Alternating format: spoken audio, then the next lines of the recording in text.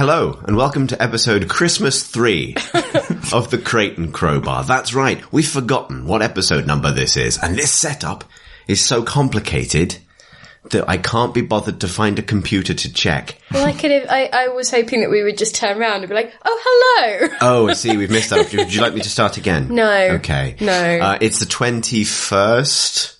Yep. Yes, definitely, of December. My name is Chris Thurston, and today I'm joined by Tom Francis. Hello.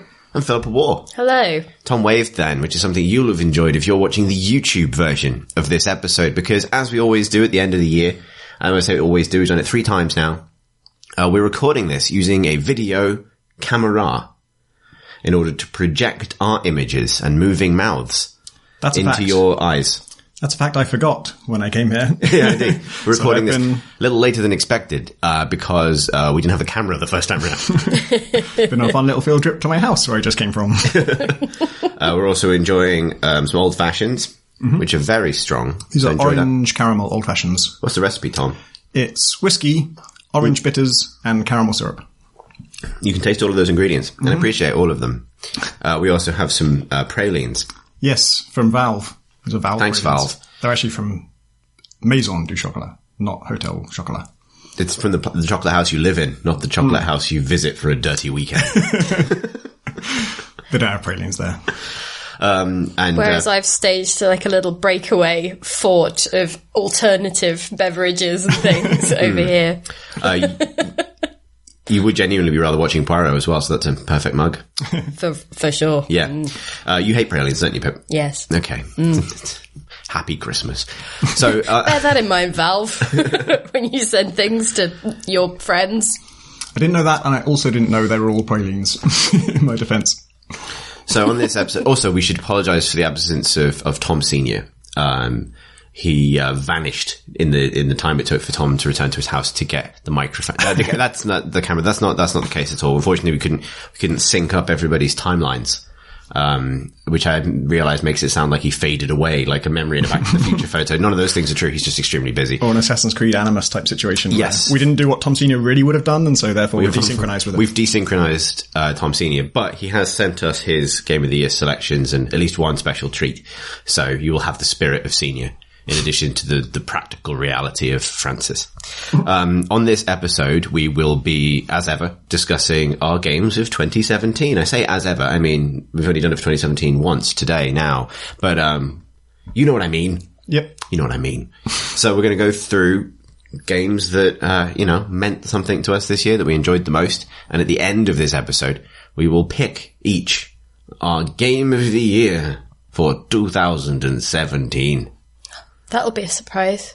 It will be. No, I mean for me, because I hadn't thought that far ahead. So I'll pick one. That's how it works. Yes. Deadline plus the necessity to complete a list. So why don't we get straight in there? Has it been a good year? Oh yeah, that's a good way to start. Has it been? Well, in so many ways. In games. Yeah. I think the answer is yes.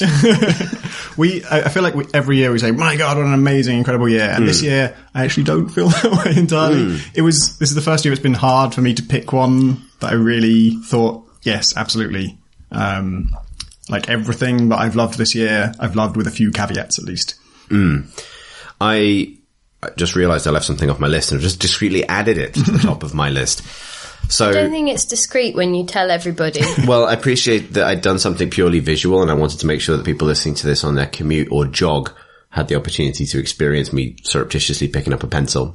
But surely then we need to just audio describe everything we do. Tom takes a sip.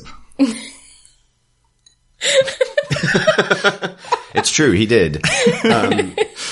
Verified. So, yeah, maybe I agree with you. I think, so I know in advance that I'm going to struggle to pick a single game from this year. It feels like it was lacking a standout hit. I think that's the conversation that I've had with a lot of people. Like, there's been a lot of sort of very good games, but I don't think I've really picked out much that's been excellent, you know?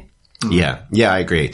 I think there have been some incredible games, but I think there's not necessarily been that one that everybody played and is talking about and kind of like sits on top of the year as a definitive thing, like a Dishonored 2 was for us last year or something like that. but we'll definitely get there. I would say it might be interesting to start with the game I just added to the top of the list, because I headed to the top of the list. But I would say it is one of the games that has stood out to me as being one of the best, most impressive games of the year, which is Divinity Original Sin 2. So impressive that you only remembered it in the last 2 minutes. Yeah. It's an unforgettable game. Exactly. And the reason I forgot is because I'm an idiot, which is not to be held against Larian or their excellent computer RPG. In fact, it might have already been somewhere else on this list and I just couldn't read my own writing. So in any way, it's not their fault, is what I'm getting at. But that does feel like, I know PC Gamer gave it their Game of the Year. Yeah, we did. Yeah, you did? I haven't played it.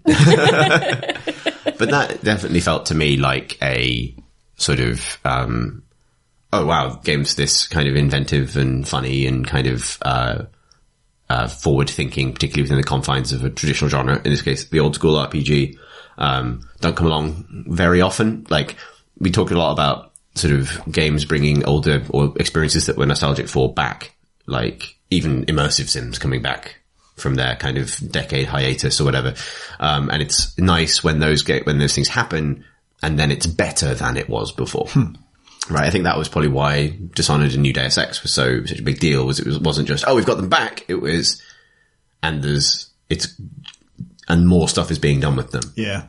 And Divinity is very much that. It's comedy Baldur's Gate with and a kind of incredible attention to player freedom and interesting systems and fun and the ability to tinker and break things that strongly resembles Dungeons and Dragons in a way that you will certainly relate to when you listen to the Dungeons and Dragons Creating Crowbars Christmas special, which is going to be launching today. If you're watching this today, we launch this. And yeah, I feel a bit embarrassed. I forgot to put it on the list, particularly given that one of my other games of the year is also a traditional CRPG, which is very closely competing with this for my game of the year. But yeah. I had a really good time with it, and then I didn't get very far. I think I'm just about to leave like the slums outside Fort Joy. And it was on my list of like, oh, I should go back to that. And I did go back to it. I made the effort, and played for like 50 minutes and got a bit further. And, I had fun.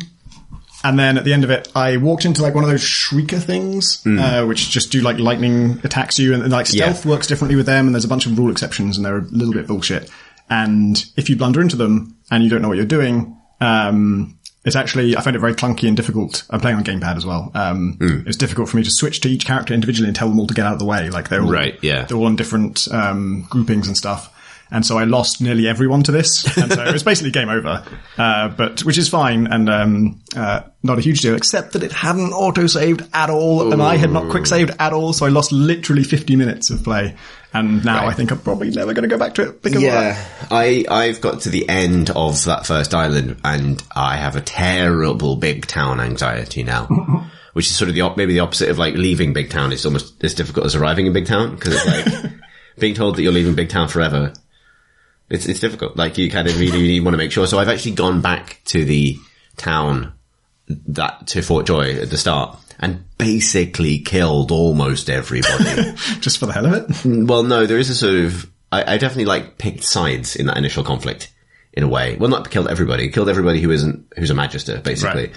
And so I went back to do some things. And then because of other things that I've done, namely taking my collar off, they all aggro me on site. Right. And then it was like, well, in for a penny, in for a pound. And then it was like, I thought this was going back into mop-up side quests. What it actually is like the Siege of Fort Joy, which is the actual ending to this section for me now, where I've run from room to room throughout that entire castle, slaughtered everybody. I think now mopped up every piece of plot, but now I'm returning to the NPC that sends you off to the next area of the game. And it does feel a little bit strange to be going back. Like, so, I've got some business to finish up before we move on.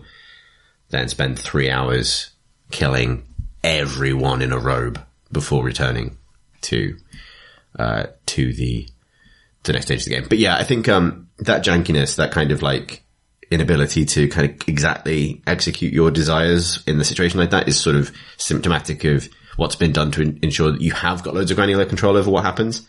There are definitely some things that annoy me, like, it annoys me when half your party gets into combat and the other half doesn't because they're slightly behind or they've gotten like distracted by a big door.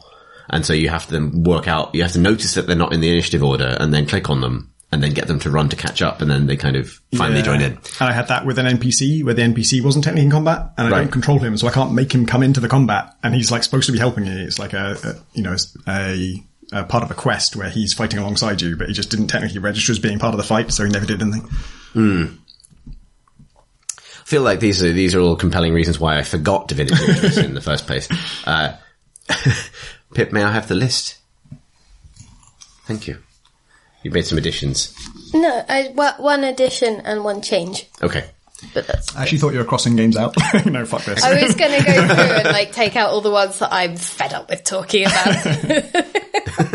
Not you, Destiny. Just crossing out Divinity. Shut us up. But on balance, and maybe to end on a positive note for Divinity, like, it's no game has maybe go like, oh shit, why has no one ever done that before? Like, with companions that can also be you. Like, the ability to just keep playing as a character you're not. Like, having actual consequences for who chooses to talk to an NPC based on people's actual motivations, all that stuff. Simply based on the kind of systemic things that everybody realizes, like, oh, blood conducts electricity, and that kind of stuff. It's great. We should move on to the next game on the list, because it's a long list. I'm going to pick the one that Pip added to the top of the list in all caps. Yay! And it is, tell us about the Norwood Suite. Yes. Well, I'm still only partway through because I keep going back to sort of nibble at it, because it's just really rich and like interesting to explore. And so I'll sort of snack on it, but also, so what it is you're exploring a kind of collage-y mansion, which is now a hotel. It's like this surreal mix of all these things that's threaded together around this musician who used to live there, who went missing in 1983. And so you've got some point and click style quests that you fulfill, but there's also just a lot of, puzzles in terms of just figuring out the environments, sort of like enjoying how they work or what they do, or, just all of the different layers of decoration or weirdness or, whatever else. Like when you first go up to the hotel, you go up a hillside, a hilly road incline thing. You go past like all of these rock faces, like Mount Rushmore, but it just sort of past you on the left hand side, I think, and then you go through a tunnel that just happens to have a turtle swimming through it, just sort of alongside you, and there's all these like weird hidden bits of the hotel, and you find odd things in odd places, and the people are strange, and there's like I think there's like an energy drink convention happening, and it's like it's weird and it's fantastical, and like I say, I still haven't finished it just because, well, partly I get motion sick when I play it for too long, because like there's so much to like look at, and I get headachy, and it feels like when I've been in a car trying to read. But the sort of the amount of reward that I get for just the little bits of time that I do spend in there is just really cool. I heard that the drawers are all full of weird shit. There's weird shit in the drawers, but the drawers themselves can be just really interesting as well. I don't want to give... Don't want to spoil the drawers. Well, yeah, basically, because they're kind of responsible for one of the only laugh out loud moments I've had in games this year. It was like, oh wow. That was cool. I was in the office at the time, so that was good. So yeah. Yeah, I've heard a lot of people. I haven't played it yet, but I'd really like to, because I like the idea that there's been a lot of good sort of exploring games. I sort of like to think in those terms, just sort of enjoying a space games. Like, if you aren't sure if you would like it, it's kind of an evolution of his previous game, Off Peak, which I believe is available free of charge. So that's a thing that you can check out if you aren't sure whether you'll enjoy the Norwood Suite. And I think it's worth doing anyway, because I really like that. Alice and I spent a lot of time poking around. Is that a game where you have to strategize your journey so that you're never traveling at peak time? That would be good, wouldn't it? Oh no, that would be awful. That would be boring. That's real life. That's just getting to London. Yeah, no, that's just life. So, and they never tell you what peak time is. No. That information is really hard to find. Well, you can gather it by when you can buy off-peak tickets, right? From the machines. Yeah. Like, you can work out what peak time is by when you're going to be charged an absolute fortune. We had a thing where it wouldn't offer a super off-peak ticket, but it was super off-peak time, so we had to, like, go somewhere else and I think, like, talk to the booth person and...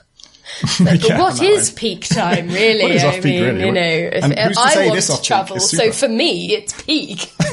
But anyway. It's important to stay on topic with this long list of games. It is. It's an extremely long list of games. I wasn't going to move things along because I feel like there's real merit. I would say if anyone's worried about the Southwest trains, peak time information, there is actually quite a good website. If you Google Bristol, Bath, peak times, it'll give you all the information you need. It's all right there. It's why did this guy make this game in? It cuts off at like 4:30. Anyway, because he doesn't live in Bristol. I know. I mean, I can't help you for any other route or service. Next on the list, I'm just going to jump up and down this list because why not? No one can stop me. Why aren't you crossing them off as we go? I am. Oh. I'm ticking them. There's no tick next to the Norwood Suite. Yes, there is. Yeah, there's... Oh. Interesting. Do you not feel like it's a big enough tick, Pip? That's not how I would have done it. How would you have done it, Pip? That's for sure. So that people elsewhere on the table could see. Okay. Thanks, great. For the listeners, Chris has done a passive-aggressively huge tick through the Norwood Suite. Yeah. All right, fine. Now I'm crossing. Congratulations, developers of games we've selected for inclusion in our Game of the Year list. You're being crossed out as we go. Yeah. Next. I should probably point out that I can't actually read any of the titles from here, so all I'm seeing is big ticks now. Good. Next on the list, you better believe it's Dishonored 2, Death of the Outsider. It's on your list, Tom, and mine. Yeah. Which is predictable. For me, I think this year, like, I've almost everything on my list is kind of there because I appreciate some chunk of it. And for Death of the Outsider, it's definitely like missions 2, 3, and maybe 4, depending on what that was. It was a year of appreciable chunks. Yeah, and then that's how it'll go down in history for sure. So in particular in Death of the Outsider, like before you get your powers, there isn't enough going on mechanically for me. And then once you do get your powers, there's a sweet spot of like 2 or 3 missions, including the bank job, where you have like a big complex hub to explore, lots of spaces to find secrets in and all that stuff. But they've added this kind of contract system where there's basically side quests, but also side quests that you can do alongside your actual quest. So with the bank job, one of them is to do it without hurting anybody. And on the first mission, there's one of like, while you're there's going to be this dog. Can you kill this dog and burn it, please? That they phrase it more in flavour, I would say, in the writing. Yeah, the writing is not quite... Yeah, it's better than that. Tom F's functional dialogue system. Look, I don't make these story-driven games. Do burn a dog. Do burn a dog. Do burn a dog. That system was really cool. It did slightly spoil the...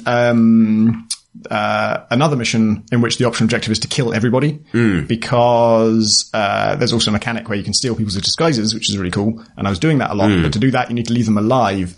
And once they're unconscious, the difference between an unconscious body and a dead body is hard to tell at a distance. And so I had this huge building full of like 200 people, like 170 of which would be dead and the other 30 would be alive but sleeping. And it won't tell you where they are, it won't tell you how many you got left, it'll just tell you haven't killed everyone yet. You haven't killed everyone yet. So I was rushing around this building, like cutting people's legs off. Like, I think that one's dead now. I think that one's dead now. And that was no fun at all. The silent killer. And I'd gone far enough with it. Like I committed enough that I couldn't back out. I had to, like, I've killed 170 of them. I can't not kill the last 30. In for a penny, in for a pound. So that contract system wasn't a complete success, but it did, I think I preferred it when it was a side objective rather than a playstyle requirement, because the playstyle requirements were kind of extreme. And things like, on the bank job, when you're not supposed to hurt anyone, if you hack like a wall of light or something, even if like a robot runs into it, that fails your don't hurt anyone objective. Enough. Robots aren't people. That's what I thought, but, I think the objective is not about like mercy to humans. It's about, leaving no evidence that this happened or something. But stealth. I'm quite good at stealth. That's stealth for you. Stealth, innit?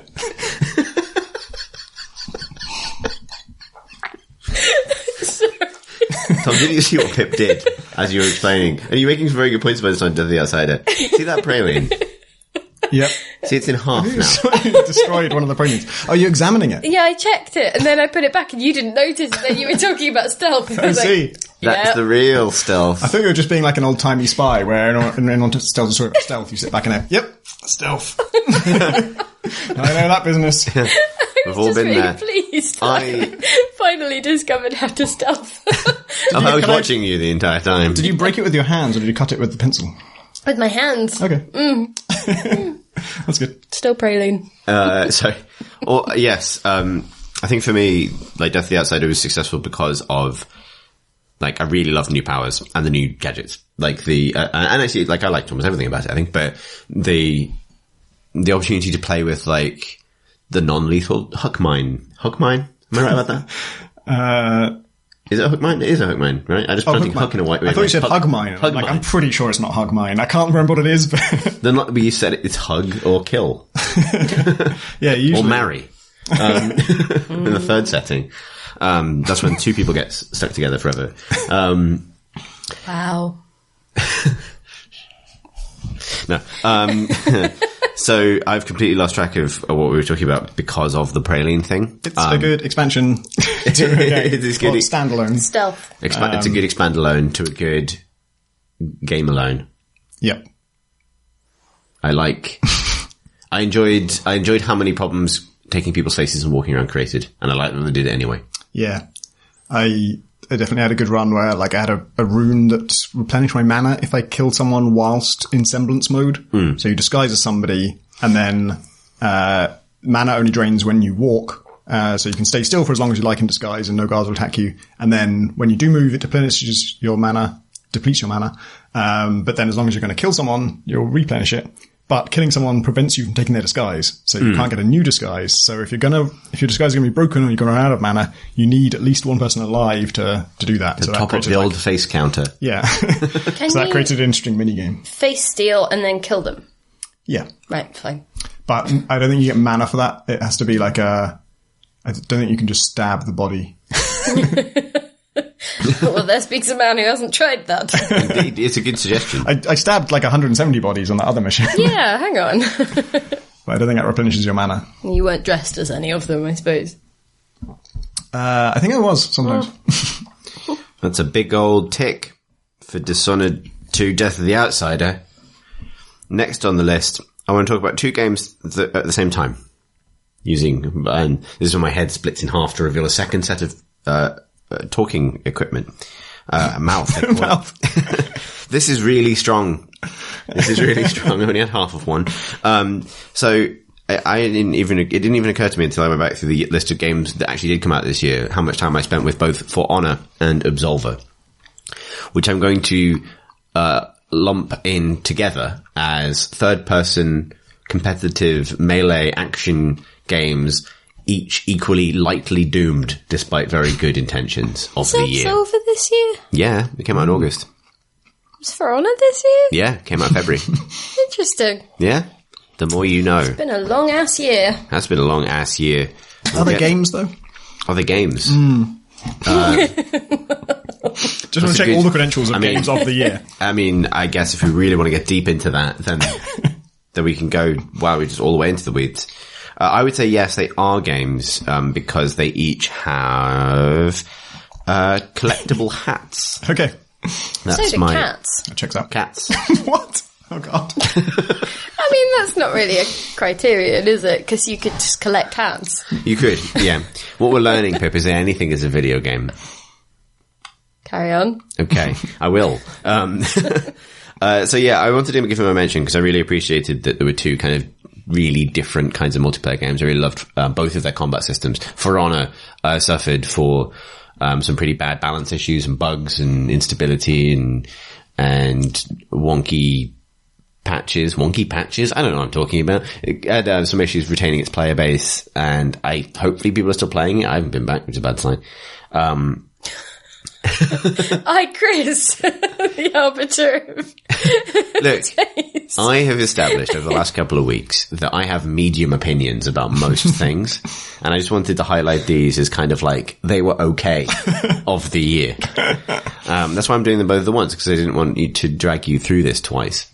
But yeah, and Absolver I think has a gorgeous art style, and I really love what it set out to do. And I think what it achieves the first time you play through it, where you play through this kind of like Dark Soulsy minimalist martial arts mini adventure, which packs a lot of that sense of exploration and kind of PvP that springs from nowhere, by which I mean a man that jumps out of nowhere and punches you in the head, into a kind of short exploration of this environment. I think after that point, the kind of grindy, kind of unlocking everything aspect of it isn't as fun, but I had a really nice little ride with it. And there was such both of them so much up my alley, but also specifically, like, I really appreciate that this year we had a few meaningful experimentations on doing third-person internet mouse and keyboard melee combat, because that's something that I miss from the Jedi Academy days. So I'm glad that they came back. That's basically all I have to say about it. I'm glad they came back. I hope they're still here. I will have to check. It's a big old tick from me. Tick through both. Yeah, 1 tick, 2 games. Efficient. Pip. Hello. Tell us about Rogue Islands. Interesting. So, this is that game that I got really into in the summer, where it was a roguelike, and it was a sort of Minecrafty aesthetic, and you'd spawn an island that you would then explore, and you'd be able to mine particular things to then unlock extra magic spells and kill things more efficiently and mine things more efficiently, and you'd essentially just be sort of getting through to a final boss each time. And I think it's not exactly the sort of thing that elevated itself. I think it's one of those things that caught me at the exact right moment, so I got really into it in a way that I wasn't expecting, and that's why I wanted to sort of give it props, because objectively, there isn't objectively, but in terms of, if you take a broader view, it isn't the best thing in its genre, really, and I think a lot of people will sort of bounce off it or not hit it at the right moment to make it sort of a special thing or a thing that they want to relax into. But bless you. Thank you. But it was for me, and I didn't really know how we were doing Game of the Year stuff criteria this year, so honestly, thought I would say that. Honest to God, I think this, I've just said this, I think this, with my picks, this has been a year of sort of fixations with games that I know aren't perfect for me. Like getting, or as Tom says, getting something out of a chunk of a game, but not necessarily out of the whole. I found it to be one of those really satisfying middle tier games, you know? It's really cozy.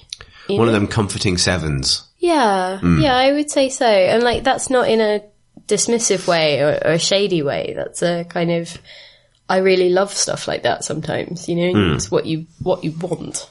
Yeah. That might be a good time for us to call upon the services of the king of the comforting seven. One of Tom Senior's picks that overlaps with one of our others. And he obviously sent us apologies for not being able to make it. And he also sent us a poem about this particular game.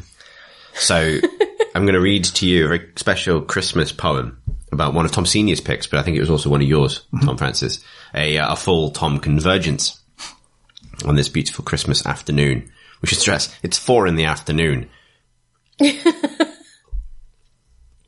going to be very obvious what this is as soon as I start reading. 'Twas a quiet night in Tristram. Old Deckard was snoring, Diablo was dormant, and all seemed I get it now. Real poet stuff doing this shit. Exegesis correspondent Philippa Wall. No, it's just you said that I'd get it as soon as you started reading, and I didn't. I'll start again. Please. 'Twas a quiet night in Tristram. Old Deckard was snoring. Diablo was dormant, and all seemed quite boring. When all of a sudden, a show of violence most frantic, a hero appears who smells quite necromantic. His curses erode and will of his foe. His curses erode the will of his foes, and eventually their corpses explode. It's a little play with meter there. Hordes of undead burst onto the scene as he bone spikes demons from here to Kazim. They all rise again, quite out of their element. It is cause for sadness, but hurrah for skeleton. Appreciate you giving up there, Tom.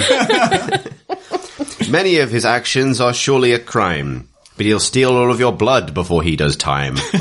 The citizens of the world shall finally be free once he's finished his rampage in Diablo 3. And then he specifies, ooh!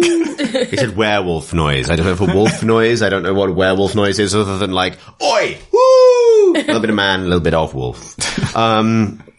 Good. Thank you, Tom Senior, for this. That was very good. It was very good. I haven't played Diablo 3 Rise of the Necromancer. Yes, Rise of the Necromancer. I've made a mistake in these notes in that whenever something's had a something of the something subtitle, I've just written the acronym. So really could have been Return of the Necromancer. It could have been Robert of the Necromancer. Any of the above, but it is, I think, Rise of the Necromancer. Tom, you've played it. Save me. Romance of the Necromancer. Yeah, exactly. It's on my list as well. It was really, really good. It's a class pack for Diablo 3, which is a weird thing. So it's like not even really an expansion in the traditional sense. You just play through the existing campaign with a new class, but that new class is, for me, that's what I want from Diablo. Like, I don't really care about if you added a new quest. I wouldn't even notice that it was a new quest. It's all about the skills and how they work together and how satisfying they are. And Necromancer is by far the best class in the game for me. It was already an old favorite from Diablo, and I was excited about it. But actually, I think they did a way better job than previously. And so, Corpse Explosion is the thing. I think it says something that Corpse Explosion is not the highlight of this class, which is amazing, because that's one of the best skills in action RPG history. And you can do it in this, and it's great. But there's also, I think is it Corpse Spike? The one where, like, all of the corpses near somebody all stab them with Bone bones. Spike was Bone mentioned spike. in the poem. There is, I think that might be different. I don't know. Very. To be honest, there's a lot of overlap in Necromancer skills, and I noticed about halfway through that the icon for every skill on my skill bar was a skull. It's like, this is 3 skulls in green flame. This is 2 skulls in blue flame. This is 1 skull in red flame. That they like, I don't know if you know this about Necromancers, but they like dead things, and they work with that. There was a really nice thing that happened with my skills in that game where they actually almost had a kind of narrative arc to them, where stuff early on, everything just costs you spirit or whatever your mana resource is, and that's fine. And every now and then you get like this, like certain rune for this certain skill makes it a little bit better, but it costs you blood, like it costs you health, and you're like, oh, I don't want that. That's just going to hurt me. And then as you kind of go up through the ranks, like they start to unlock more and more of the runes you unlock cost you health. They're more and more like actually, screwing with, your, survivability, and, they become better and better. Like they're more and more tempting, and you start to get to the point where like the payoff for doing this is worth it. And there are other ways of sort of healing yourself. And so you feel kind of like it feels like this path to making a sort of deal with the devil type thing, where you keep sacrificing more and more of your your own body just to get more and more power, which feels exactly like what a necromancer would be doing as they gain more power, right? They would be making more and more sacrifices and turning more and more to the kind of dangerous side of magic, where they might just kill themselves by what they're doing. And the ultimate one of those is on the Corpse Explosion skill. There's a load of different runes, one of which is that maybe it is Bone Spike that stabs them, and one is just the explosion. And then the one that costs you health on that, I think I'm remembering this right, is it turns the corpses into, like, a corpse in Diablo is the monster dies and there's this fleshy hunk left behind, and that's a corpse, and they all look the Fleshy same. hunk. Yep. And then when you cast this blood rune version of Corpse Explosion on the fleshy hunks, they just sprout insectoid legs and rush towards the nearest enemy and then blow up. So it's still Corpse Explosion, but they just turn into like corpse spiders, like meat spiders. It's the first time I cast it, I literally just went, oh god, what have I done? And then I continued to use it for like 3 hours. You're the good guy. Unleash the meat spider. Good. Tick. Ticked. I'd like to talk about... So I've just realised that all of my Game of the Year picks are like 7 out of 10 games, apart from a few of them. So I got that Divinity Original Sin out of the way ahead of time. I also wanted to offer a note of appreciation for Mass Effect Andromeda. Indeed. That was the most 7 out of 10, like, noise of Ascent. A game that I think deserved, obviously, I've said on the podcast before, I think it deserved better than it got. But that I genuinely did have a really great time with for all 80 hours it took me to complete the single player, and really enjoyed the ending, really enjoyed the characters and their relationship with one another, really enjoyed kind of Dragon Age 2 style character writing where people feel like people and not just like sort of roaming problems that you have to resolve that are also your best friend. Yeah, really lovely little relationships and well-observed writing and acting, even when the face acting wasn't playing up, as part of a story that was hard to pull off, like something that genuinely feels like it kind of builds upon the Mass Effect mythos while doing its own thing. And it comes to a really great end sequence with lots of good getting the band back together, things exiting hyperspace type situations, which is all I really want. Like in anything, that first 80 hours is just like set up. Like I just want like a real big ramp up to that moment.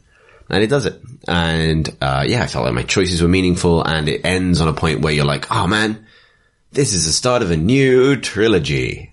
And then unfortunately a few things are gifably bad about it. And they do very well on social media, and now the studio is gone. So yeah. Sorry, I've really ruined Christmas there. But that was my broadly hated, but I think better than everyone thinks, space adventure of the year. And I would certainly stand by that. And actually, I would think if it ends up in Christmas sales on Origin or anything else, it's definitely worth a go. Like, it is. There's loads to recommend it, and I really enjoyed my time with it. Does Origin have sales? Yeah. Okay. So, yeah, that wasn't, like, a shady thing. It was just that, like, because I've seen, I think over Black Friday, the Sims packs got reduced a little bit, but not... I think they've done free games as well. Yeah, they have, like, a free game. They don't, every now and again. They don't do something on the scale of Steam. But yeah, they do sales. Yeah. Now that you mention it, I think they made some, like, bullish statement once of, like, we're not going to do that really deep discount thing, and then they did. Unless it turns out that it works good and makes money. It makes money? Okay, well, yeah. We're in. Why did you not say? But no, like, because neither of you played Andromeda. I did. You did? Did you finish it? No. I got to a really pretty planet, and had a million side quests, and, I wasn't like, I didn't burn out on it exactly, but something kind of slowed down about my progress. And then, yeah, it does have the big town. It's got a bad case of the big towns. I wanted to play it with you. I was reviewing it. This is before you took on the review. And I was like, why don't we play it together? And you were like, you won't play it right. You're paraphrasing. And am I wrong in that being your main opinion? I have always found that BioRPGs are quite like a kind of, a personal thing. You get so immersed in them that I couldn't imagine couch playing them. That's true. I genuinely couldn't, because I get kind of like into the story, and I wasn't asking you to imagine it. I was asking you to do it. Well, I am sorry. So I'll mark this down the list as a site of betrayal. Yes, but if you could just add that to the grudge. Yes, okay. Thank you. Oh yeah, we haven't had grudges for a while, have we? No, well, so we have, more's the pity. We'll have to do Grudge of the Year at the end of this, and I'll just mark down Mass Effect Andromeda, Chris's betrayal. I'll make that clear. Then we can maybe cover that off at the end. But nonetheless, I liked it a lot. I thought it was 84% good. That's why I gave it exactly 84 points. Pip. Hello. That feels like a great springboard for you to talk about broadly hated space adventure No Man's Sky. Oh, It's not anymore, though, is it? Is it? I don't know. Yeah, I'd say the tide has turned a bit. Yeah. Well, no, Every time I wrote I don't mean about it to. I don't mean to yes, lead you at all. But like, there's you put it on your list, so I'm curious to find out I what. did, Yes. and I would do it again. We've gotten away with it too if it wasn't you meddling kids. Well, it's because we exist in a climate where post-release updates and things and living games are a thing, and I think that with that game specifically, they've actually done a good job in terms of, post-launch trying to like figure out what that community wants and what is possible with their game, and to build it up and to to just create more stuff in a way that I think is more healthy than perhaps like having back and forths on Twitter or in like discussion threads and stuff. I think more transparency wouldn't go amiss, but I do think that everything that they've added post-release has been at least interesting. Like, it's had 3, I think, big updates. One was the foundation one, which sort of added the seeds of base building, and then it was like building up from that and adding vehicles and the photo mode, which I still maintain is amazing. And sort of toying with the economy and stuff like that. But like, and that's mostly stuff that I'm not as interested in, but I still go back to it, and I have the photo mode thing is, I can spend 3 hours in that game and only have moved 5 feet because I've been tinkering with pictures for a long time. But I've also just found a planet that I'm happy to settle down on. So I spent a whole bunch of time finding the building that you can make your home base from. And so I'm sort of starting out in that direction. I still wish that there was a way to turn off the story quest stuff, because that isn't of interest to me, because I play it as a pottery explorer-y thing. And it still seems hell-bent on forcing you through a certain amount of the quest, and I do wish that there was a way to just sort of say, I'll either do that or I won't, but stop putting that icon on my map or whatever. But like, everything that they have done post-release has actually been really cool to watch, and I think it has actually changed the certainly the feeling towards the studio, in terms of when I write about it, it is no longer they betrayed us massively, everyone's a liar. It's there's a lot more of, I'm so glad that people are still working on this thing, or that it seems to be more of like a dialogue, I guess, in terms of clearly the community is playing a particular way, and that isn't what was talked about in the lead up to release. Because I remember having a bunch of conversations with Hello Games and Sean Murray about the idea being that you were a nomad and you shouldn't be able to put down roots and stuff. And then obviously the first big thing that they do is add base building. And it's like, so that does feel like a studio that will respond and change things, even if like that's more in what they do than what they say, right? Yeah. Are you like gathering resources to make your base? So yeah, like I'm playing in normal mode. I could have whacked it onto creative, but I figured I didn't want to lose my planet. So creative mode was added after launch as well, right? Yeah, that was I think in the foundation thing as well, because you could play on super hard or like absolute, like creative. You have all access to everything. Creative mode is what got me back into it. Like I kind of bounced off it. Well, I played it for a little bit at launch, but just a few hours. And once creative mode was added, I got back into it because I just didn't want to faff with inventory stuff. Like I got sick of my inventory being full and not being able to pick up, like harvest things that I needed. And in creative mode, all resource costs are free basically. So you can just build anything. And you still can gather resources, but you don't need them for anything. I think so that's when I got into like the base building stuff, because I didn't need any, anything to build these things. So it was a purely creative exercise, or a purely aesthetic exercise of like, I want a nice big circular thing with a big tower, and then at the top of the tower it's going to have a corridor going out leading to the other bit, and then I just build it and think, yeah, that looks nice, and then just fly off to another planet. I think that's what got me interested in setting up a version of it, but I used it almost like a proof of concept. So I went down to just some random planet in creative mode, built a sort of basic base, but then realised that there was nothing at stake for me there, so I did switch back to regular mode and then started to, make little inroads into, I've now got the basic building, and I've got like a little corridor and a small room on the end, and I've got someone in the room that's like now sending me on like little quests so that I can start to build out and have more facilities and stuff. And ultimately, this is, as always, building up to me getting a little hydroponics thing, which is essentially a space greenhouse that I can tend forever. So that's what I'm doing with my life. But yeah, so it's kind of, I do find myself wishing that there was somewhere between creative and normal, or like that they could fix the feeling of media. Like a really truncated inventory being such a problem. Yeah. So I think that's my big remaining gripe, is that feeling of like you as a person who plays the game tend to be a lot further on than what it will let you do.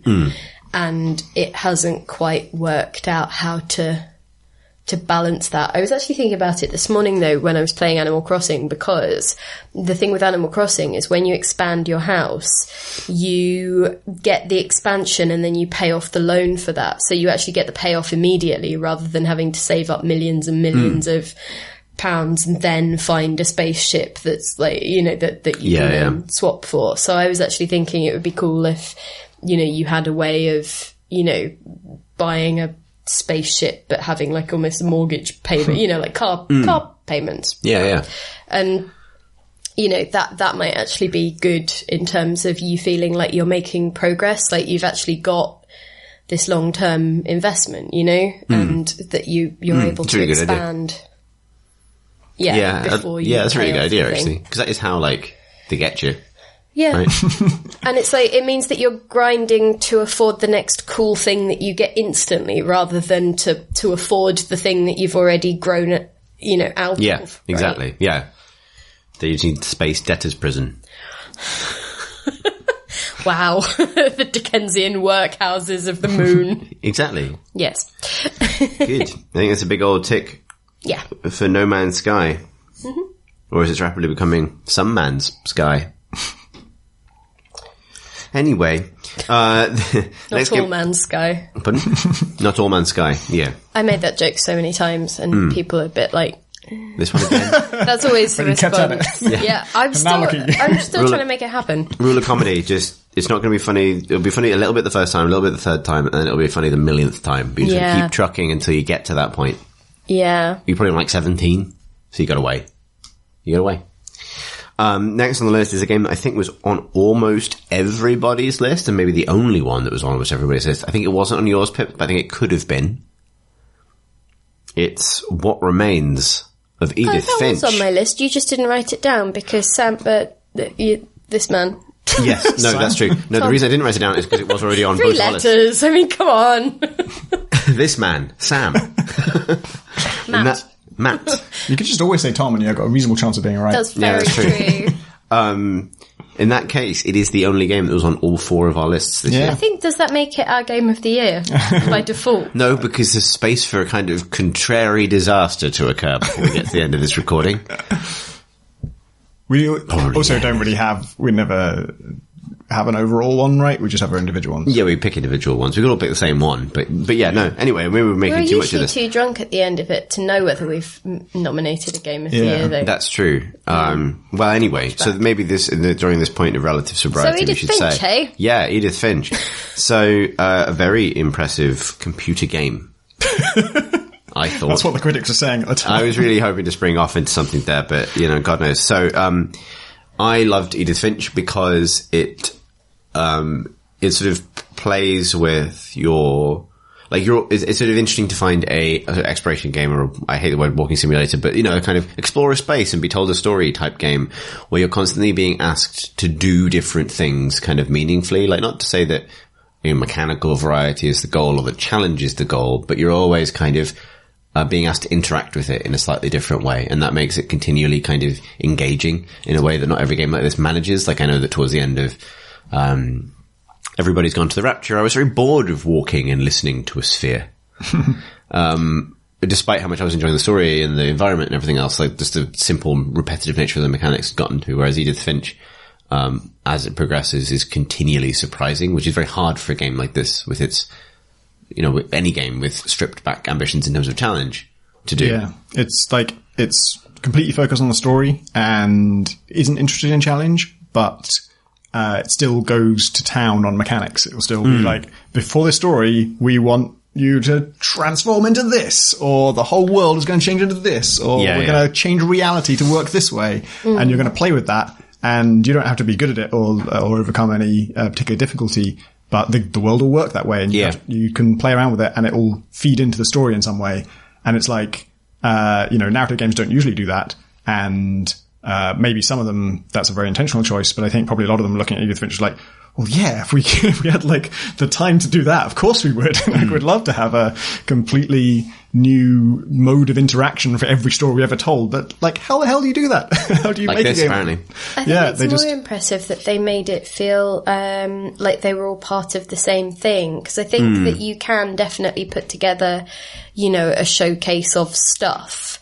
But it might feel like, like how Valve have the lab for VR, right? They're all very different experiences. They just happen to be accessible through a central portal, right? What remains of the lab? Well, exactly. But with Edith Finch, they actually do feel like they gelled together. It's more like a well-curated literary anthology with different authors, but a theme, right? And but none of them are jarring, but they are all so different, and that's really cool. The fact that the thing that unites them is story-wise that they're all about a death, right? That going in, that you're finding out how all these people died, and so that also kind of colours how you interact with them. Like each one, you sort of sometimes you're like, oh, this is cool, and then you think, this person's going to die soon. I wonder how that's going to happen.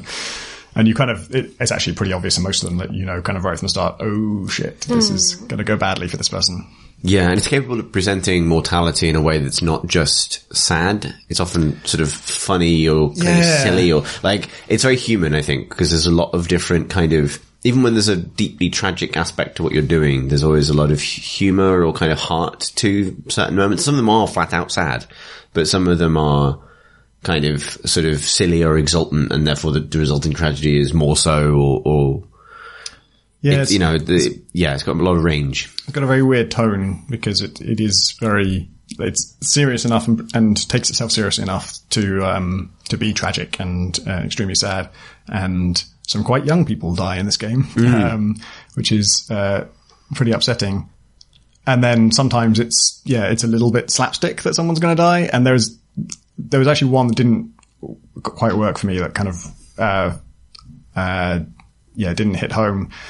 And was a little bit annoying to play because the person's going to die and you can see how they're going to die. And the only reason that you actually end up dying is the game doesn't let you do anything else. Like, you kind of, there's an obvious way to avoid the death and you just can't do it because this person's going to die. And it's kind of, it's a combination of like, invisible walls were stopping me from avoiding the death, and that was annoying. I could see the death coming, and also it was kind of a funny death, and it felt like someone's telling you a joke that you've already got and you're not finding it that funny, and they force you to kind of play along until they get to the punchline, and that was the only one that didn't work for me.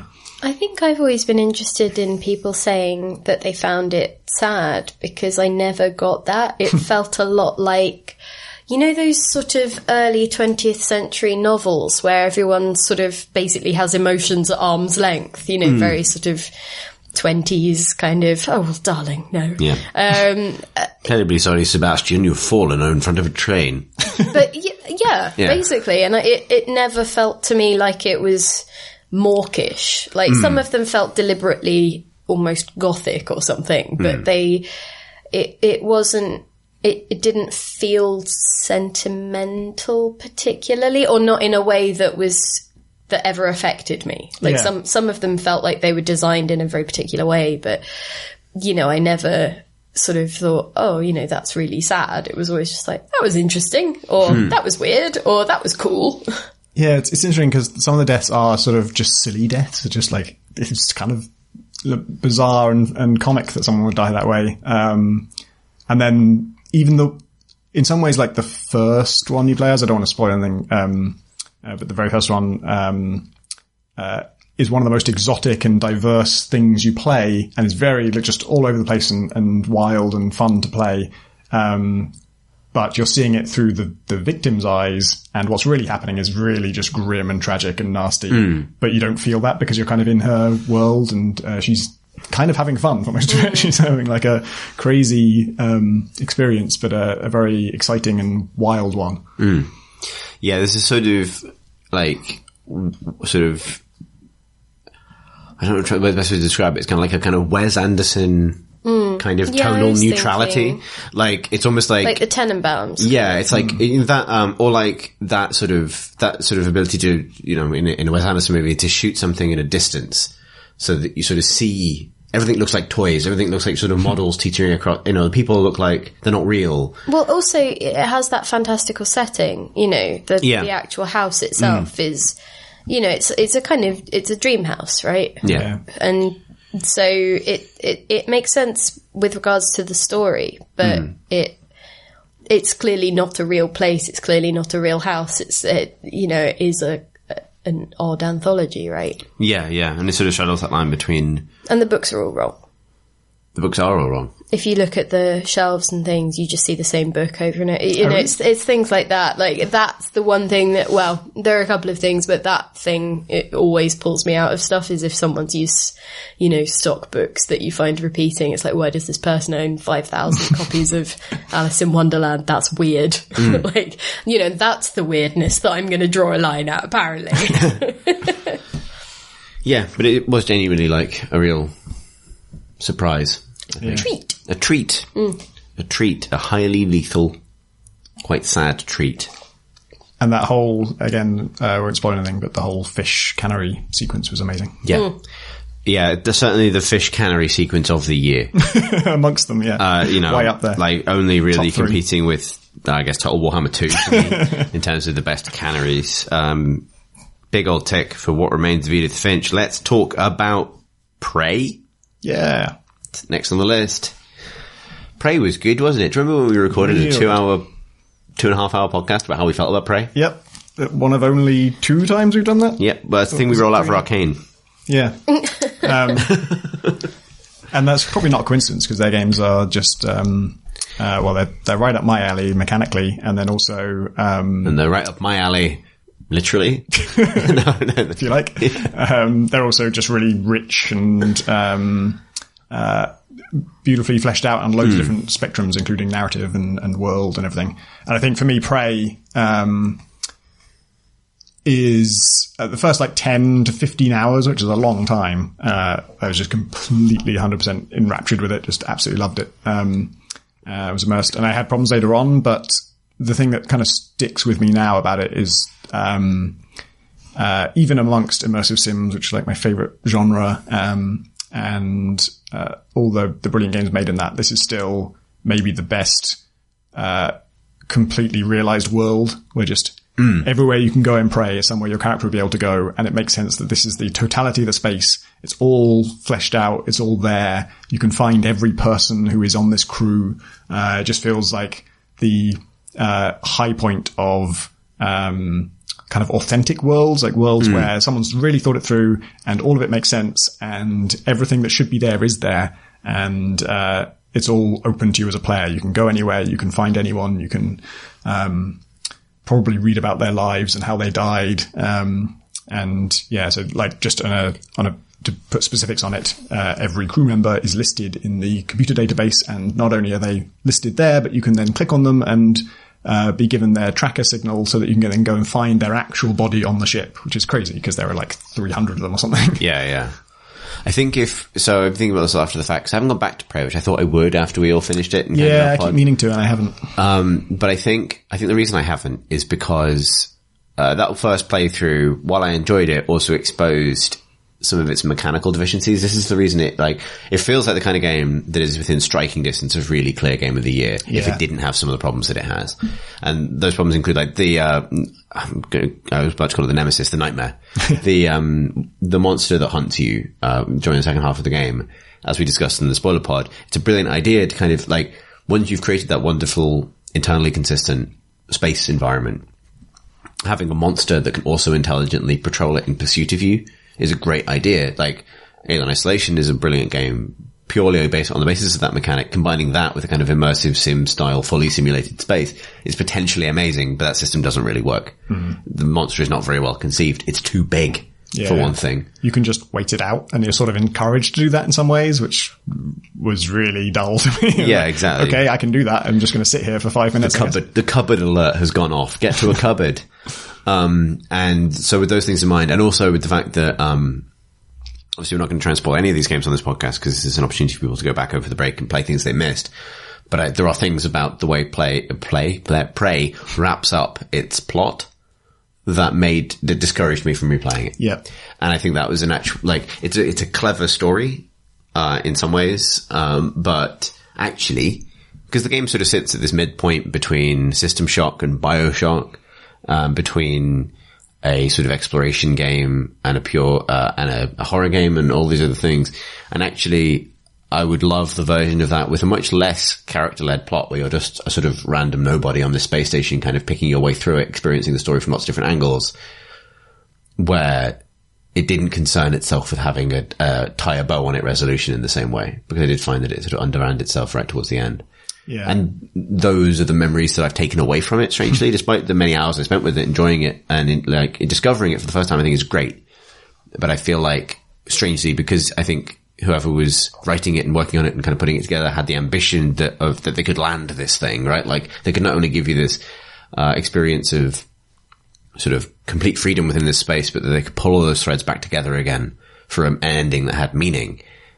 Weirdly, almost ties it off too neatly and makes it less appealing to go back and play it a different way or try a different thing. Yeah, definitely. Has it had any DLC since? No. Do you think that would help?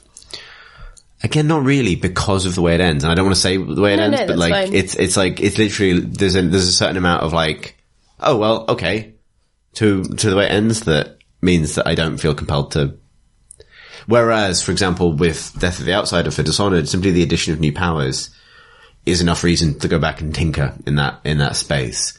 I think, but also because Prey is primarily like a survival you versus the monsters experience, new powers don't mean quite as much, because there's not a huge variety of situations.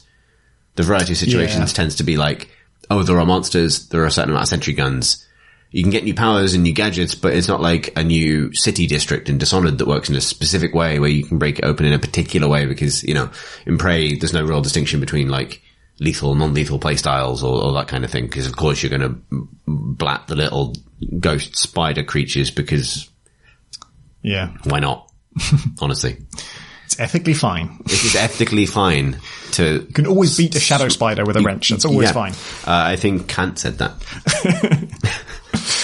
Yeah, now that you mention it, I think maybe that's what ended up missing from the. I forgot a game. Sorry.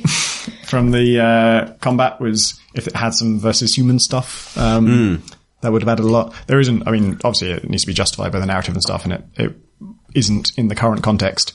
I think I probably will still replay it, because I went pretty heavily on the alien stuff first time through, and I'd be interested to see what it's like if you go pure security.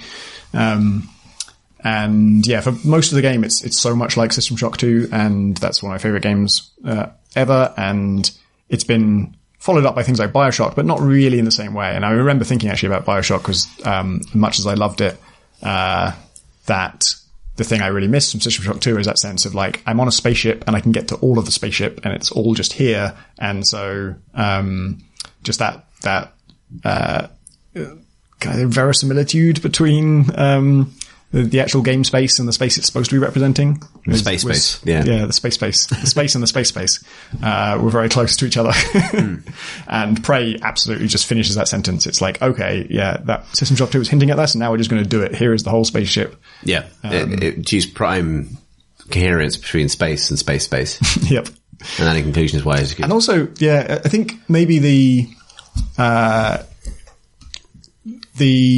narrative side of things, like that won't stop me replaying it. I don't think ultimately, it reduced my desire to, but only because I was so, the narrative side of things promised so much at first. Like the opening is so good, and it has like this fantastic intro that has a reveal and just completely grips you and makes you and sets up a brilliant mystery. You're just like, what the hell is going on here?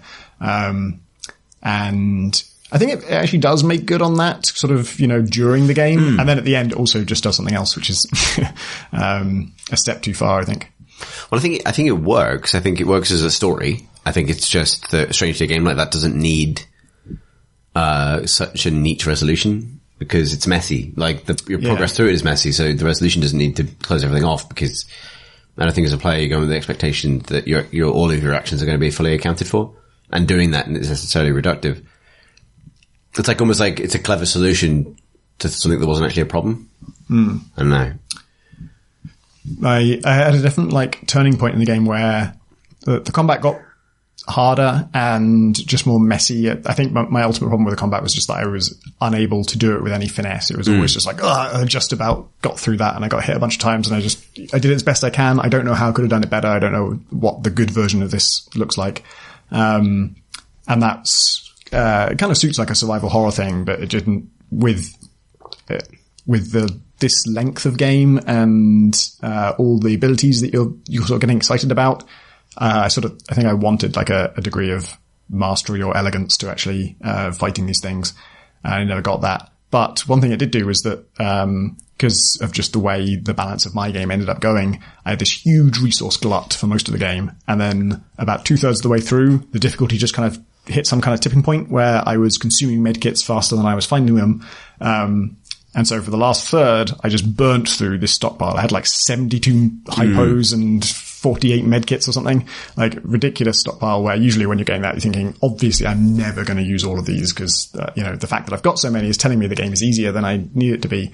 And actually this is one of the few games where I did use them all. I just burnt through like all 48 medkits and all 72 psi hypos for the last chunk of the game, because suddenly things were getting harder. And also, I did some stuff like, we talked about it on the podcast at the time, but there's a mission with a time limit, and it's an extremely generous time limit, one of the most generous time limits in gaming. Yeah. And I still just sprinted the whole thing and went nuts, just doing it as fast as I can, just because I was kind of role playing. I was like, in the fiction, I would be unsure about how long this is going to take me. I'm going to just belt it. And I did, and that burnt a load of resources, and I just, that actually felt really good. That was a moment when all those systems, I felt like I was using them to their maximum extent to get the thing done that I wanted to do. Yeah, I really like what they wanted to do with that sequence, but I also sympathise with the designer whose job it was to figure out what the optimal time limit for that is. But it doesn't feel unfair, but it also doesn't feel like it's no time. It is literally like the Death Star will be in firing range in 4.5 hours. Yeah. Yeah, I think that's good, because time limits will always make the player feel a bit pressured, even when it's really generous. Technically, the tutorial in Heat Signature has a time limit, but it's like 500 seconds. It's like a 10-second job. So it's like, feel pressured, but also there's no way you're going to fuck this up. You say that. I'd be interested to hear if anyone's fucked up the Heat Signature tutorial because of time reasons. I want to hear about it. So that's Prey, but I'd like to bounce off Prey directly into a different, well-realized space station from the year 2017. Pip. Is it Tacoma? It is Tacoma. Yay! Tacoma. Yes. And that's moving it. on. And moving on. No, it's just because I've written about it so many times this year because it's really good. Or not Tacoma. I really loved it, and I loved it because of the spaces and the people. Like the story itself was, I felt very much like you take it or leave it kind of thing.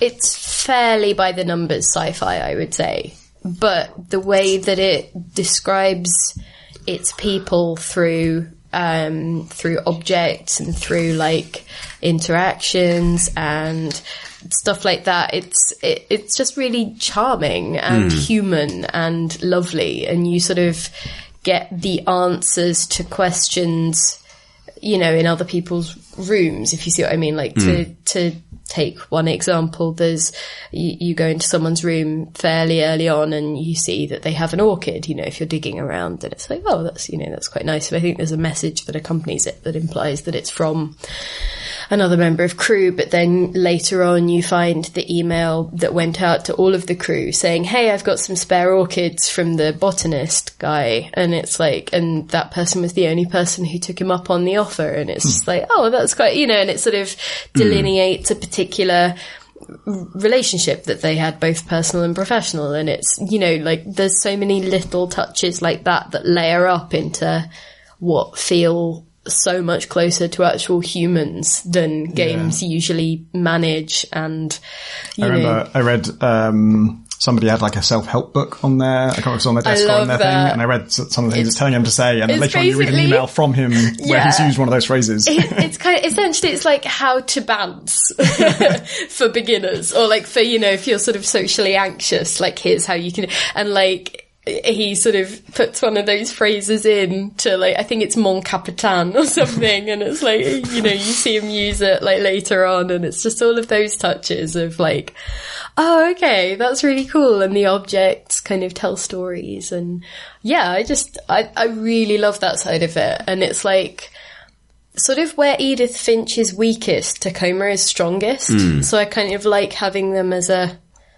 almost like a counterpoints to each other. Yeah, I think also Tacoma sits nicely alongside Prey. I appreciate I haven't played Prey, but it has, like, Prey tries to do a lot of the similar kind of, like, you slowly uncover the connections between people through emails that they've sent each other predominantly, and a tiny bit of environmental storytelling. But Tacoma is solely that. The entirety of Tacoma is unpicking people's relationships through... Or it's the point, I think, of Tacoma. You know? Yes, indeed. Yeah. It's icing on Prey. Yeah. Because you're also fighting a cosmic, unfathomable spider. And Prey, Tacoma doesn't make you do that, right? Like, and Tacoma kind of makes the case that, like, I played it after Prey, obviously, because it came out after Prey, but that, I almost wanted to go back to Prey with that eye of, like, wouldn't it be interesting to just unpick all of these relationships and piece all this together without the threat of the unfathomable cosmic spider?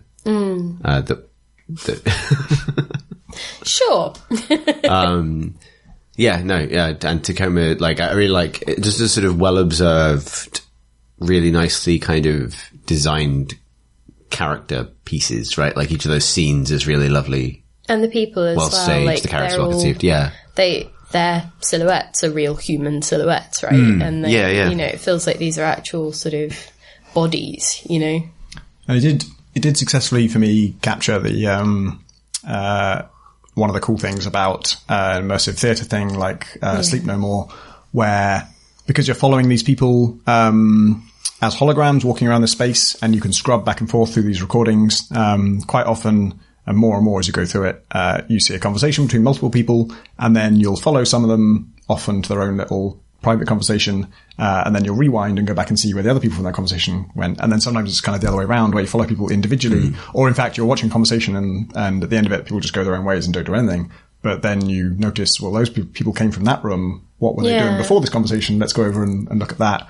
And there is something it does add something to the discovery process and the storytelling process to have that context when you then hear that conversation, knowing that, oh, and then at the end of that, that's why when they went into that room, they were talking about this angle. Or... Yeah, genuinely, like, I felt a lot that immersive theatre can teach games things about how to stage action, but actually Tacoma is one of the games that takes it the other way, and it's like, this is something games can do with concepts that are familiar to immersive theatre, like having the audience explore a space where multiple scenes are happening and kind of flowing into each other, where games can offer this additional element where the player has perfect freedom to kind of perfectly experience every aspect of it and piece it together in their own time. That's really cool. There's definitely like a forensic element to the game, and that's like the meat of the game, which is, I think, why, if that's not how you like to play, or if you're not in the right space to sort of bring enough of yourself to it, like, 'cause it does require effort on your part. It's not just, I will respond to the systems you give me. It's, I need to make those connections or luxuriate in them or pick up all of these objects and see which ones resonate for whatever reason. But, and I think some people really, that's not how they play, and that's fine. But I can see why their experience of Tacoma would be of something that's ultimately like a bit of a basic story, but it's because the story is kind of just the bone structure on which the other stuff hangs, and it's the other stuff that that is like the flesh and the blood and the... Yeah, it's interesting how it compares to Gone Home in that respect, because the feels like the character stuff is pretty similar and does capture the same thing that I liked about Gone Home. And then it's not that Gone Home had a plot that I enjoyed more. It's that Gone Home almost didn't have a plot. It was like, it sort of hinted at a plot and then, ultimately kind of doesn't have one.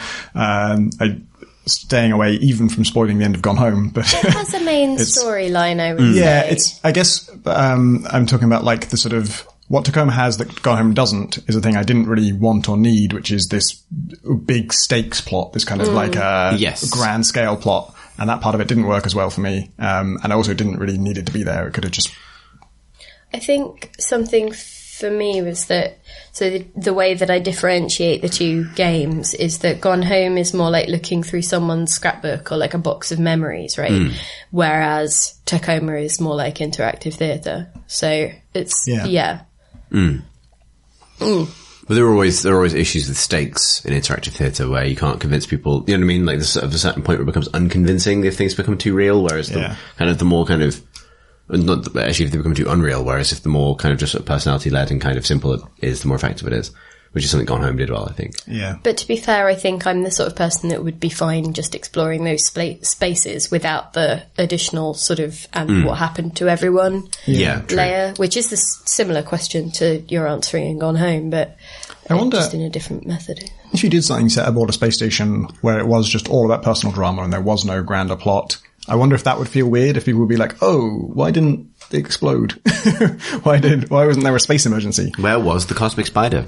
That would be interesting, because essentially that's just like a load of space soap operas, right? Yeah. Because some shows are that.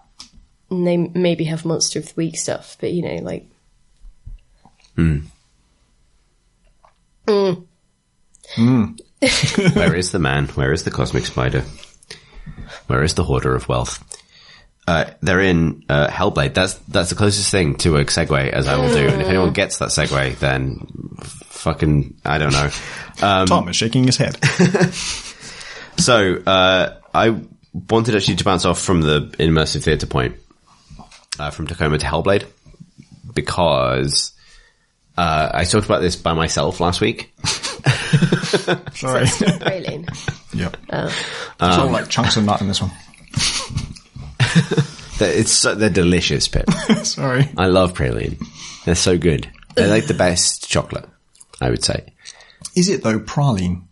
Because I'd heard other people say that and I thought they're being posh, and then I watched the Great British Bake Off and they had a whole section on praline and they all said it praline. Both. I honestly think you can say either, but given that I don't like it, I'm not the person to ask, I would say. Yep. But yes, enjoy your... Which segues nicely onto Hellblade. It does. So, Hellblade is a... I came to it very late because I came to it last week when I was by myself, alone on the podcast. And it's a suitable subject matter for that because it is a kind of elegiac Saxon poem rendered as a kind of violent immersive action game about psychosis. I was in a cafe recently and the staff were talking about video games, and I could tell that from overhearing snippets, and they're like, no, the Viking one. No, like the Viking psychosis one. And I gather they were talking about Hellblade. Yeah, I wondered whether they first went to For Honor then. Indeed, yeah. So, Viking psychosis game, Hellblade. I talked about it last week by myself, so I don't want to overdo it now, but I did want to kind of highlight it specifically because I think it has a place among the year's best kind of immersive storytelling games, alongside Tacoma and Edith Finch for me. Like it's in that territory. What I talked about last week was that I think it manages to wrap that stuff up in its combat system in a great way that proves that a challenge system or a kind of traditional gamey kind of thing can have a place in those kinds of stories if sufficiently intelligently incorporated into the narrative. That a battle system can be used to represent someone's internal battles as well as their external battles and have that kind of meaningfully flow into each other while also being kind of cathartic. I think fun is not the right word because it's very threatening, but like have a kind of emotional payoff as a combat system, that winning means something. Does it work? Like, as in, because I've spoken to them about it and I've kept an eye on it, but obviously without having played it, it's hard to judge whether it has "this is a metaphor" in capital letters, like written all the way through what it does. So I think there's a lot of things to present, presentationally about it that make it means it does work. Okay. So like there's something, good. So, there are two sides of it, and I'm maybe slightly repeating myself, but like one is that, your opponents are sort of both inhuman, but sort of threateningly human. And I mean that in the sense that they're very big. I say that as a 5'5". Like basically when you attack these people, like, so combat is always presented in a way where it's sort of explicitly part of Senua's psychosis, but, it's never like, doesn't feel arbitrary. You walk into an environment and things about your perception of the environment will start to shift in a certain way that let you know that combat is probably about to happen. And then figures will start to walk out of the shadows towards her. They're always bigger than her. They're always much, much taller than you are physically. And given that your perspective is locked to her shoulder, you have that real sense of like, overwhelming threat, like oppression, like you're being hemmed in by people who kind of approach you in a circle. And they're always wearing masks, like inhuman masks, but or otherwise like, you know, it's just sort of like loincloths and kind of like tattooed chests, and it's very physical, but also very inhuman, if that makes sense. And then, but the real sense of sort of stress comes from the voices that you hear in your headphones, sort of all around you. And the way, and those voices are the things that respond to how well or badly you do with the combat system. And what's, really get good. Well, yeah, but what's great about it is it builds off, because I love those kinds of combat systems. I like, because it's counter-based kind of, it could be, there's Devil May Cry and Bayonetta and even the Arkham games in the way it works in its vocabulary. But that stuff is all wordless. And, it's What's the studio that rebooted Devil May Cry? Exactly, and made Heavenly Sword. And so it's not wordless, obviously, because there's constant speaking. It's UI-less, which is I guess what I mean, right? Like there's no kind of combo indicator or anything like that. But the premise going in is that you're playing somebody who is an accomplished fighter, but is struggling to hold on to that information. So some of those whispers will be about, remember all those years you spent training, right? That kind of thing. And if you start to fuck up, if you're really struggling with the fight, the voices start to sort of trend into and it was all for nothing kind of direction. And it's part of the experience. Like, it's okay to fail. It's okay to kind of muck your way through a fight and take a lot of hits.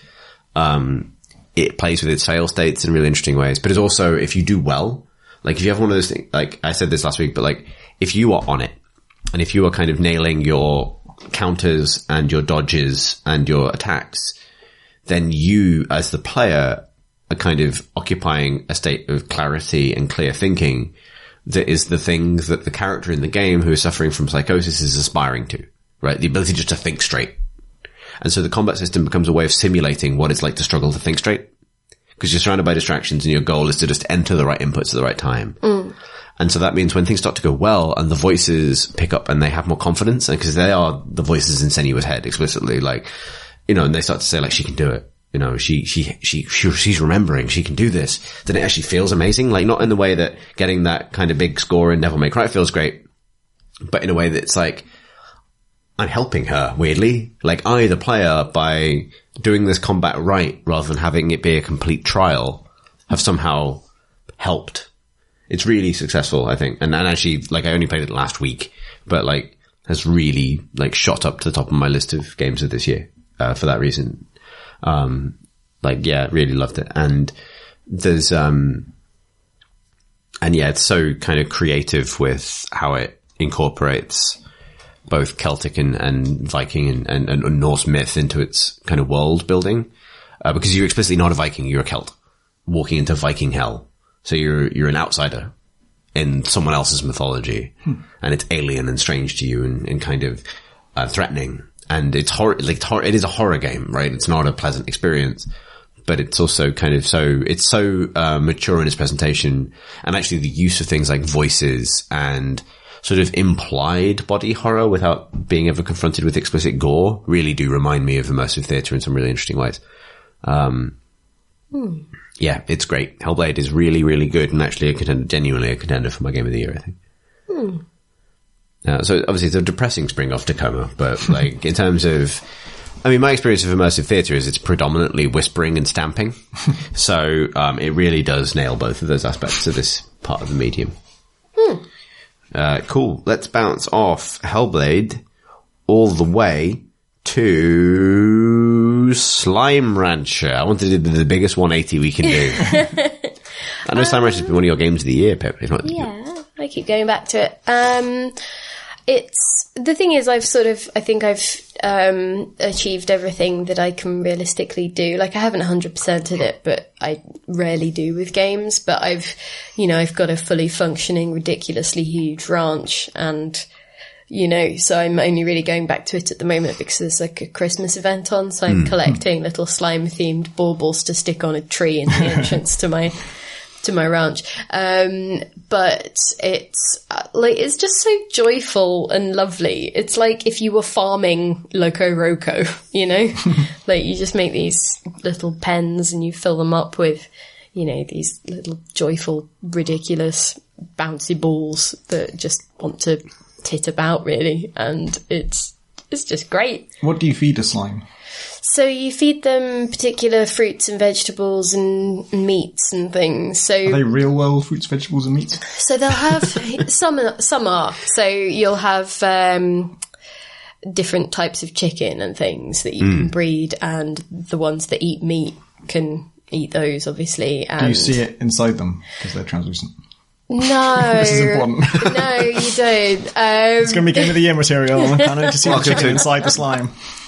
Tom Francis's suddenly strange vor thing. But you can also you can create hybrids, so you can breed them with one who likes different food. So if you breed them with one that eats vegetables, for example, then it will happily eat the hybrid one will eat either. So you can basically convert them all into just being happy to eat carrots or whatever. So there's things like carrots, there's like mint mangoes, there's a quantum lemon, it's things like that, which is just quite sweet. And the environment's quite lovely, and it's very bright and just a very happy space, I would say. So I don't think there's that much more to it, but I think that has value for sure. And I think I've spent some of the most amount of time this year in that game. So. It's been one of the games that I've it's one of the few games, not few. It's one of the games I've seen you kind of reliably return to just for pleasure, basically. Like if it's that, obviously I know how much you enjoy sort of farming and ranching and gardening in games, right? Like from Animal Crossing to Subnautica to this. But it's been interesting to see it kind of fit into that ecosystem, because it is its own thing, right? Like it's not 3D Animal Crossing. It's not Slime Subnautica. It is very much its own thing. Yeah, I think I'm at the point with it where the stuff that they have added since release has been more kind of mid-gamey kind of stuff. So I mined it out pretty quickly without meaning to, really. And then it's been, this seasonal thing and like a couple of other bits. So I'm kind of at the point with it where my farm is big enough and there's enough upgrades that at this point, the only thing that would significantly change it for me is a degree of automation. So there's a pit that you can get, like an ash pit that you put resources into to burn, to generate ash that fire slimes live on. And there's like a patch that I'm using to grow carrots right next to that. But I still have to manually suck up the carrots in my little vacuum tube and then spit them out into the thing manually. And so if they added an update that would automate some of that farming, then I could maybe set it up to collect, the poops from those slimes that I then... But do you know what I mean? Like, I think the only thing that is left for me to do, unless they add significantly more content or more... zones or missions or whatever, is to have a degree of, programming and automation and things. And I'm not sure whether that would just break the game for everybody. So that's why I've sort of... Infinite plot. Basically, yeah, or Factorio or something. But yeah. Good. Tick. So, from Slime Rancher, I'd like to take a journey to sassy oranges. Tom? Yep, that was my code for Assassin's Creed Origins, which has had many names over our time. It's really only had one. There's ass oranges, there's Asso, there's a few others. Assassin's Creed Origins, which is what it's actually called. Yeah, although it's become almost universal to just use the word oranges instead of origins now. Yeah. I always just assume if someone says Ass Creed, they mean the one that has just come out. Yeah. Like, it's always the most recent, like Call of Duty. It's like... It's, I've nearly finished it now. I think I'm on the last mission and I hate it and I'm not going to finish that last mission. But, the game, the sort of game part of the game is almost irrelevant to my enjoyment of it. Like the thing I love in this is just, it's set in ancient Egypt, if you don't know.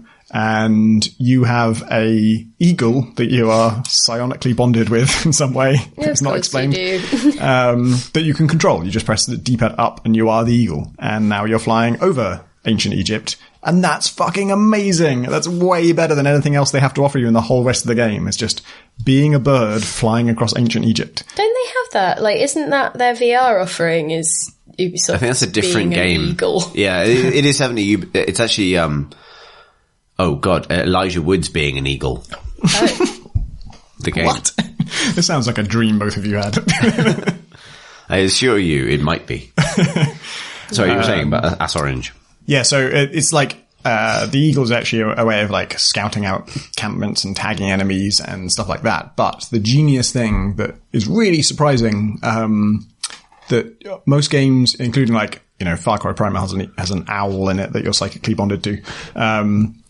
Most games that do this impose a range limit. If you send the thing you're controlling too far away from your real character, they have to stop you because they can't afford to simulate where your character is and also where the thing you're controlling is, because a lot of open world technology involves streaming these assets in depending on where you are, and you can't be in two places at once because it would be too much technical burden. I don't really know how they got past that, except that They just did it.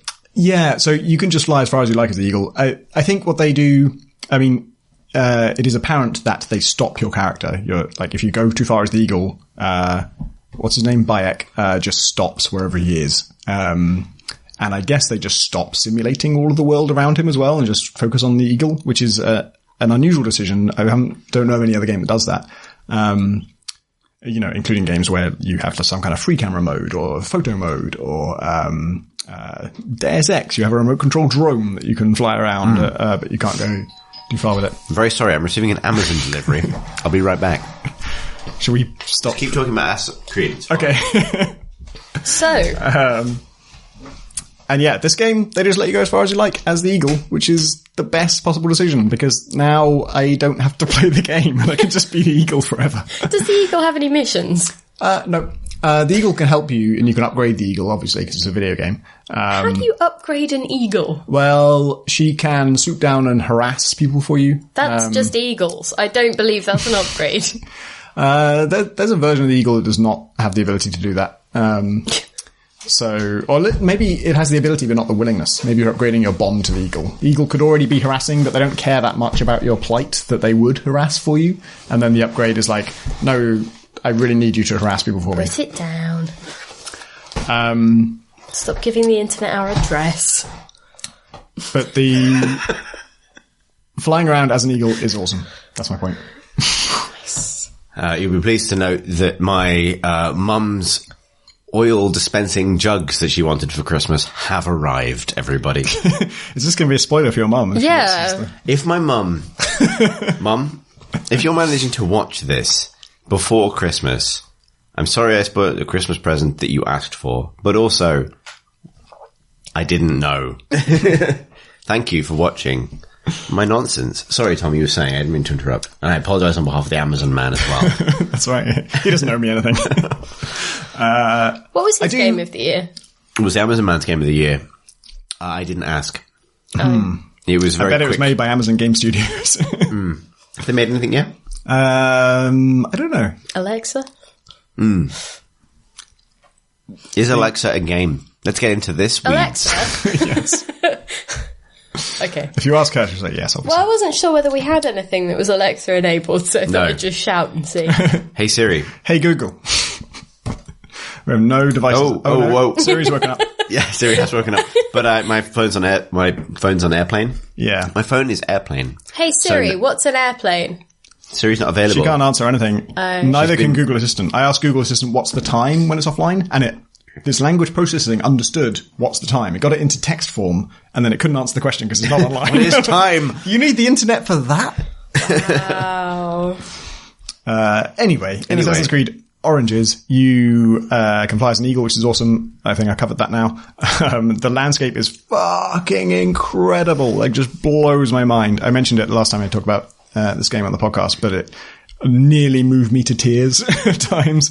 Just like flying into Alexandria and just seeing the sheer scope and scale of that place, and just sort of just really like it's a kind of historical experience. Like, the thing that's mind blowing is like, oh my god, they made all this, and also this is probably not a million miles from what it was really like. Like, just it feels like a history teacher's dream of, like, people who are really into history are people who are good at imagining what it was like, and they get really excited about these visions of the past. And my mum is like this. She'll whenever she goes to an old place, her mind explodes, or like imagining the fact that this piece of stone is something that people touched like 2,000 years ago, and they had lives and they had all this stuff going on. And I didn't never really feel like that when I'm just looking at some old stone, but playing Assassin's Creed Origins, if you actually show me the whole fucking thing, I am oh my god. I'm really looking forward to the education mode. Yeah. Like, that's something that I've Baths, Roman baths are good for that. I hate to plug the place we live, but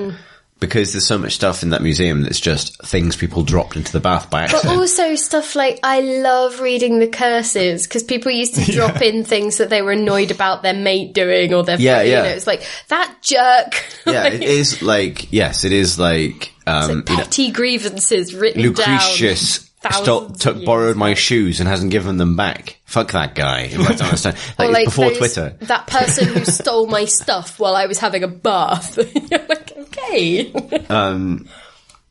So I haven't played it yet. I would like to, actually, but my sole experience of Sassy Oranges has been through, well, obviously stories you've told, but also through Kotaku's highlight reel, bi-weekly video series, which predominantly features the most amazing bugs.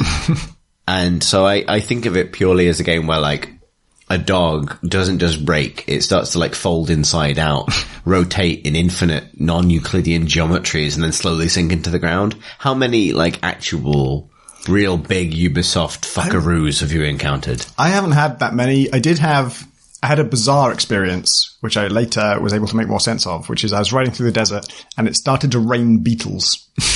And so, like, scarab beetles just fell from the sky. And yeah, that's not how that song goes. And then the game, not a sex metaphor. it started raining scarab beetles, and then the game just crashed. Just, like, closed the game. And I'm like, what? And I've played, like, coming from an indie scene, I've played games where, like, that's used as a horror event. You know, something scary chases you and then it crashes the desktop, and that's, like, a part of the game. Yeah. But I thought, probably not Ubisoft. I don't think that's an intentional thing. Was it one of the plagues of Egypt? Although that's locusts. Yeah, so I remembered biblical plagues involving raining things that don't usually rain. Hallelujah. And I found out later, because much later on, I rode out into a really high level area that I was not equipped to deal with, just because it was an interesting terrain type and I wanted to see it. And it was kind of like a salt desert, like really white. And as I was riding out there, I saw like something flickering in the distance, almost like a sort of flame or something moving, and I tried to ride towards it, and then it kind of vanished. And I kept seeing weird things like that, like people who disappear. And it turns out the longer you spend in the desert in this game, the crazier you get. Oh, okay. You just start seeing things, and raining scarabs is one of them. It just happened to coincide. The fact that it crashed was not intentional. I guess that happens rarely enough that it's not as well tested as other parts of the game. Oh, okay. That's super cool, though. That's interesting. My favourite recent Assassin's Creed Origins bug that I've seen through the medium of YouTube was the player character Bayek and another character breaking into an underground ruin that no one's seen. No human has set foot here, Bayek, for hundreds of years, except the game spawned like a single female villager in there who was just walking the other way. Like, hello, I'm in here. And as that line, like, no one has set foot here for 100 years was played, she walked directly into the torch that Bayek was carrying and caught fire. I went like, ah! And fell to the ground screaming. And it was just... As I say, nobody's in it. It was the most Ubisoft thing that could have happened. Well, I thought you were going to say my favourite of the plagues of Egypt, but then you didn't. No, so. I didn't. I don't have a favourite, I think. They're all good. You can't name them. So, okay, I will try. One was a plague of pyramids. They just dropped from space, and they can't get rid of these fucking things. Nile. Is that a plague? Rivers of Blood was a plague. Right. No, I was thinking specifically of members of One Direction. Egypt. Charmander, Pikachu. Bulbasaur. Anyway. Harry Styles. I didn't know, until I played Sassy Oranges, I didn't know that next to the pyramids is just some smaller, shittier pyramids. Just like badly made small ones. Well, why would you be compelled to build big pyramids? If not to fucking one-up them. Yeah, so shitty maybe pyramids. the shitty ones came first, yeah. If they came after, it's baffling, because it's like, why would you... They've done it already. Tried. They've done it so well. And there's two great pyramids, right? And so that's got to be one-upmanship as well. Like, one of them seems to be, I think, slightly taller than the other one. Yeah. But they're both called the Great Pyramids, right? There's the Great Pyramid at Giza, right? So is there one of the Cheops? two that I've seen in Sassy Oranges are both in Giza, and they're right next to each other. And then the shitty ones next door, and you kind of think... The shitty pyramids are next door. It's basically like a necropolis, isn't it? So it'll be like a graveyard that's got like some of the ostentatious tombs and some of the not so much. Yeah. Right.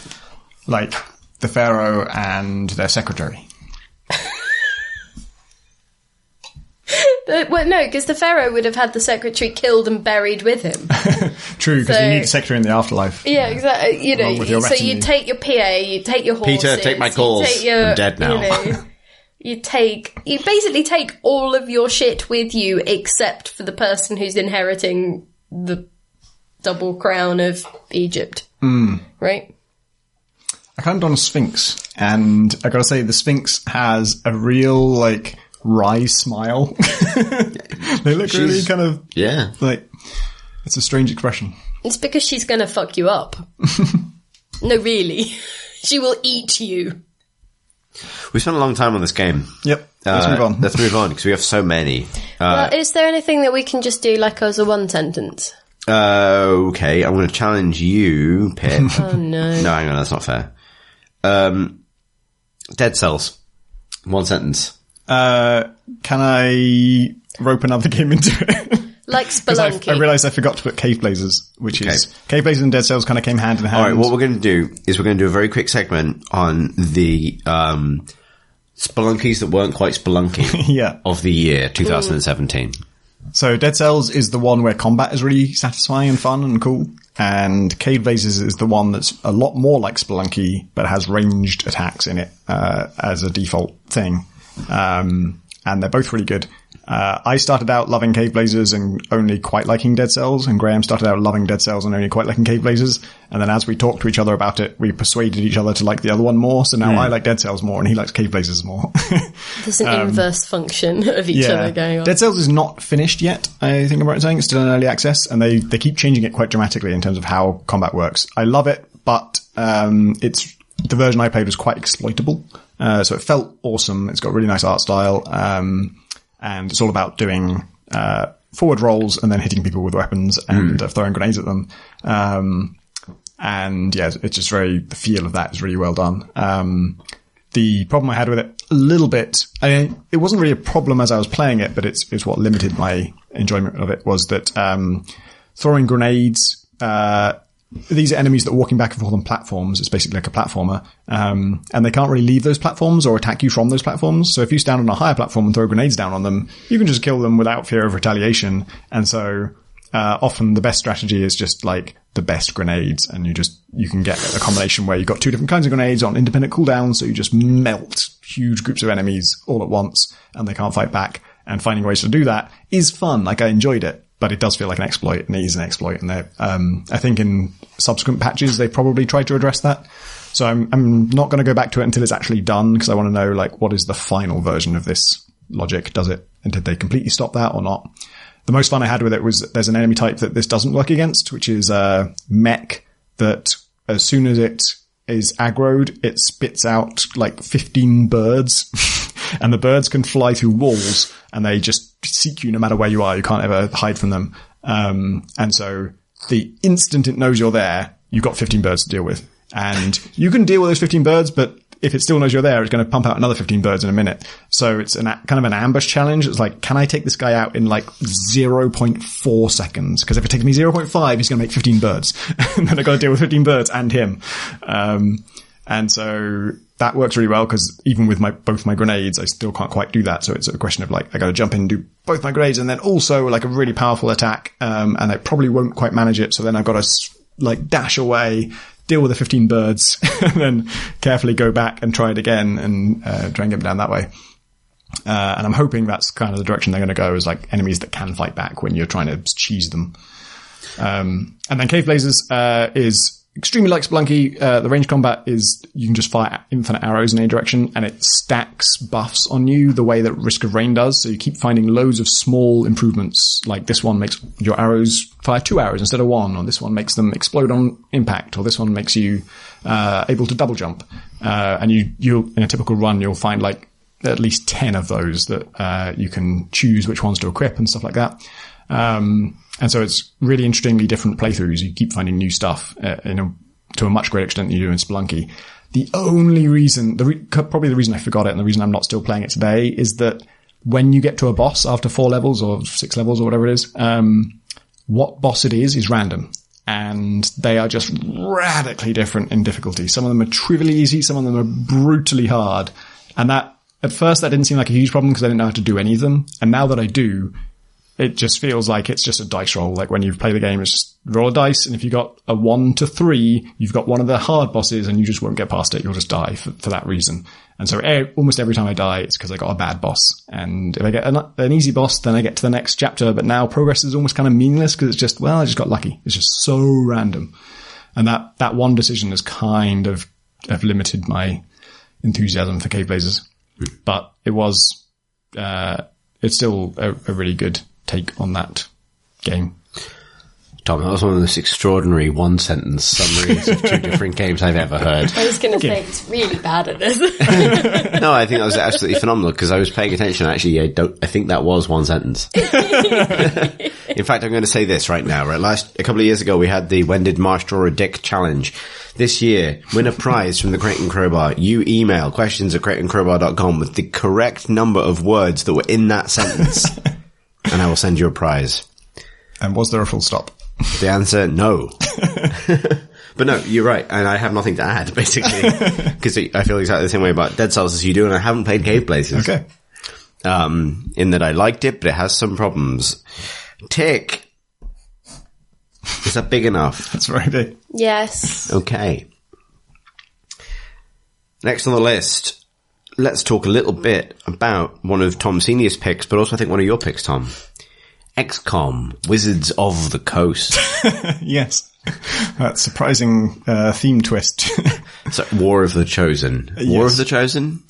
Yeah, that's correct. Okay, good. An expansion that adds a lot to a game that already had a lot. Like, XCOM 2 was already a game that was massively more complicated than XCOM 1 and layered all these different concerns and stresses on you. And then War of the Chosen just adds more. There's no mercy. It doesn't make anything easier or anything less complicated. It just adds on even more things to worry about and even more things that can hunt you down. But it adds the ability to make posters of your squad. And that's what I spent 30% of my time on. You can do that free of charge, though. Yeah? Yeah. You can download the photo creator. I mean, obviously, Oh, yeah. Yeah, it's not helpful. Sorry, I was just going to sniff these and see whether, I could detect any that might not be proline, because I'm getting hungry. Oh, brilliant. But if you want to go off and, forage for food, you can do that. No, it's fine. All you're witnessing is a real-life investigation check. She just rolled an 8. Let's gain no new information about the praline box of pralines. Tom, you were saying about XCOM 2, War of the Chosen. You can make posters of your troops, and that is really cool. I spent a long time on that, and I increasingly have a lot of time for games the way where you produce something by playing. Like, after you finish playing, you have something to look at. Like screenshots are obviously in it, and videos are an easy way of doing that. But, Opus Magnum lets you make GIFs. This game lets you make posters, and you can, I found those to be very tweetable. There were things that I could show, and the poster itself is quite funny. You get to add a caption to it, which is a thing I greatly enjoy. And you can try and be funny with that. And then also, when you're tweeting it, you can add an extra comment to that. And so you have like 3 opportunities to be funny or entertaining or interesting. And of course, XCOM is all about the stories that happen in the tactical mode, like the crazy confluences of events, and how this one person got killed, or how this person nearly got killed but someone else saved them, or how no one got killed and actually this one was really easy for some reason. All of those things I found, the experience of playing was producing these cool stories. Telling those stories, like writing them as text, is pretty laborious and isn't necessarily the most entertaining way for people to read. I've done video series on XCOM before, and that it's fine, but it's like 70% me just thinking and talking through what I'm thinking. And if you're sitting there with any different opinions about how I should be playing, you're probably quite annoyed during that.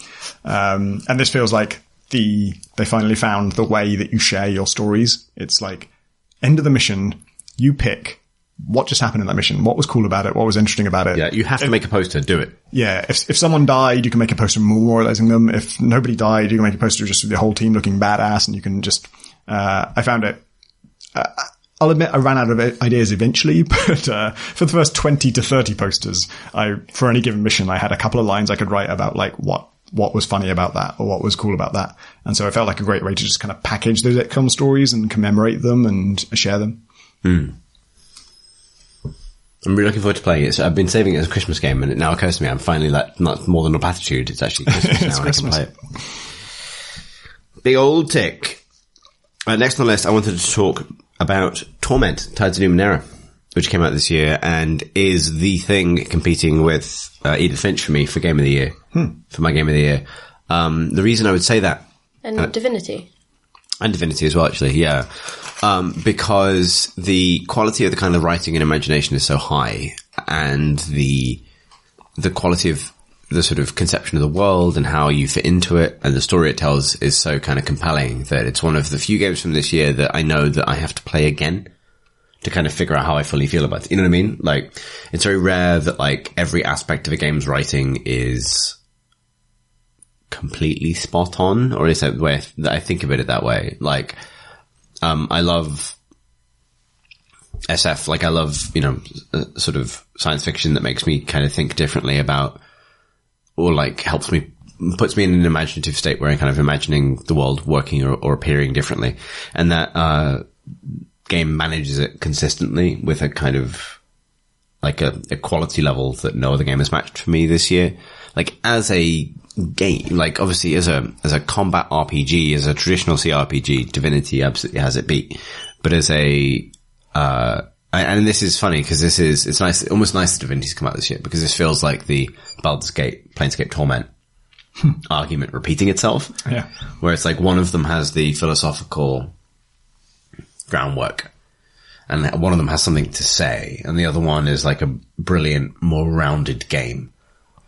Like Divinity is the one that captures the spirit of what playing Dungeons & Dragons is mostly like, whereas Torment is the one that captures what it would be like to play Dungeons & Dragons with all of your favorite authors. And that's a very different thing. And like, I don't have much more to add to it than that, rather than like, it's almost, again, like Divinity, one of the games almost I accidentally left off the list because I'd forgotten that it had come out this year, because it just sort of felt like it always existed. Maybe it sounds dumb, but like, it's such a well-crafted story and such a kind of well-realized place and so different and so unlike any other kind of RPG that's been released recently that, yeah, I would credit it with spurring my excitement to do more pen and paper role-playing, which has been a big positive thing this year, and also in and of itself is a really great story full of surprising and exciting science fiction ideas. Like, its only weakness is that it requires you to do a lot of reading, And it does a lot of telling rather than showing by necessity of its A, budget, and B, perspective and broad design. But if you're willing to kind of approach it like a kind of novel that unfolds in front of you with a few visual elements, then it's fucking boss, mate. That's how I feel about it. Torment. Yeah. Tick. Cool. Let's jump to The Lion's Song. That's probably mine. You added it. I did add it, but I don't know if either of you have played it. I have not. Nope, never even heard of it. So it's an episodic thing that started releasing last year, so I've actually played it across 2 years. But given that I replayed it this year and it finished coming out this year, it felt appropriate. Essentially, it's an episodic point and click with a really limited pixely colour palette of, sepia kind of tones. So it actually looks... I think it's the sort of game where you would maybe look at it and decide instantly whether you were going to like it or not without necessarily giving it a chance. And it's actually like a really complicated set of interlinking stories about creative people who have all, for one reason or another, come across like a block in what they're doing. I'm not as big of a fan of the fourth and final chapter just because it feels like it puts too neat a bow on a bunch of things. Like it kind of serves to gather up the threads and sort of end the series in a bunch of ways. But like in the previous three, the simplified presentation has actually sort of been like a really nice tension with the complexity of what it's trying to do, even if it doesn't quite manage it. And so that's been beautiful. And then you sort of hit this final episode where things are a bit more simplified and it's kind of like, oh, okay, well, where's the part that you get your teeth into, I guess. But I know that some other people have really liked it.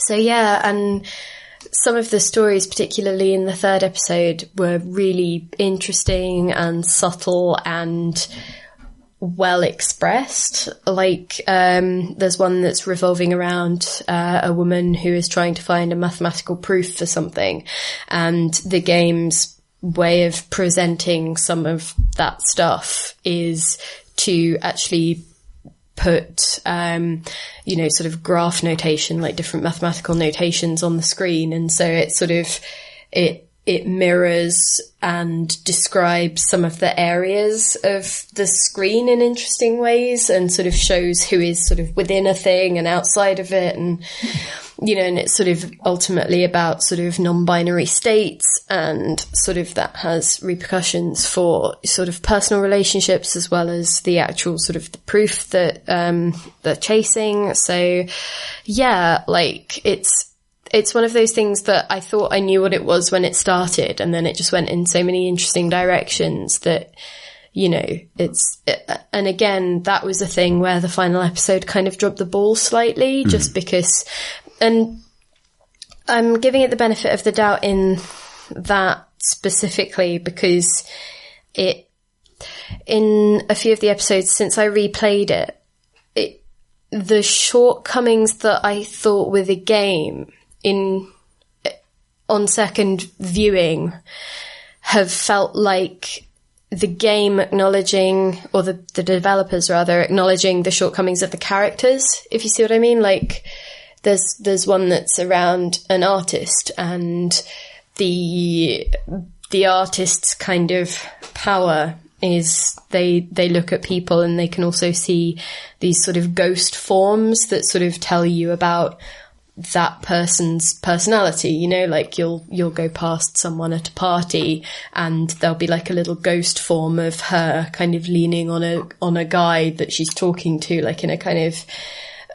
adoring way, and that'll be like the shorthand for this person is in a sort of fawning relationship in this conversation, I guess. But playing it the second time around, it felt like the game wasn't saying that is a universal truth about that person, or like an objective truth about that person. That is what this dude is seeing.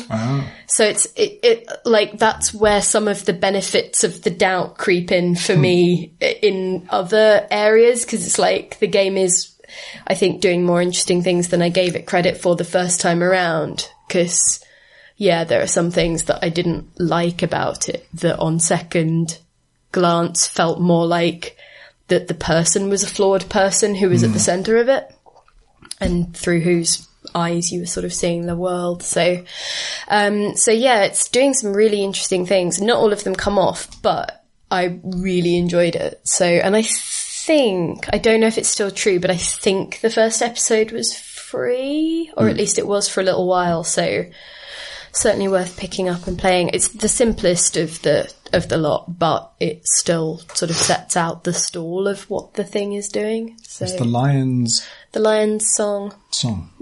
Yes. So next on the list is a little game, came out today, I think. God, yeah. A few people played it. It's called Player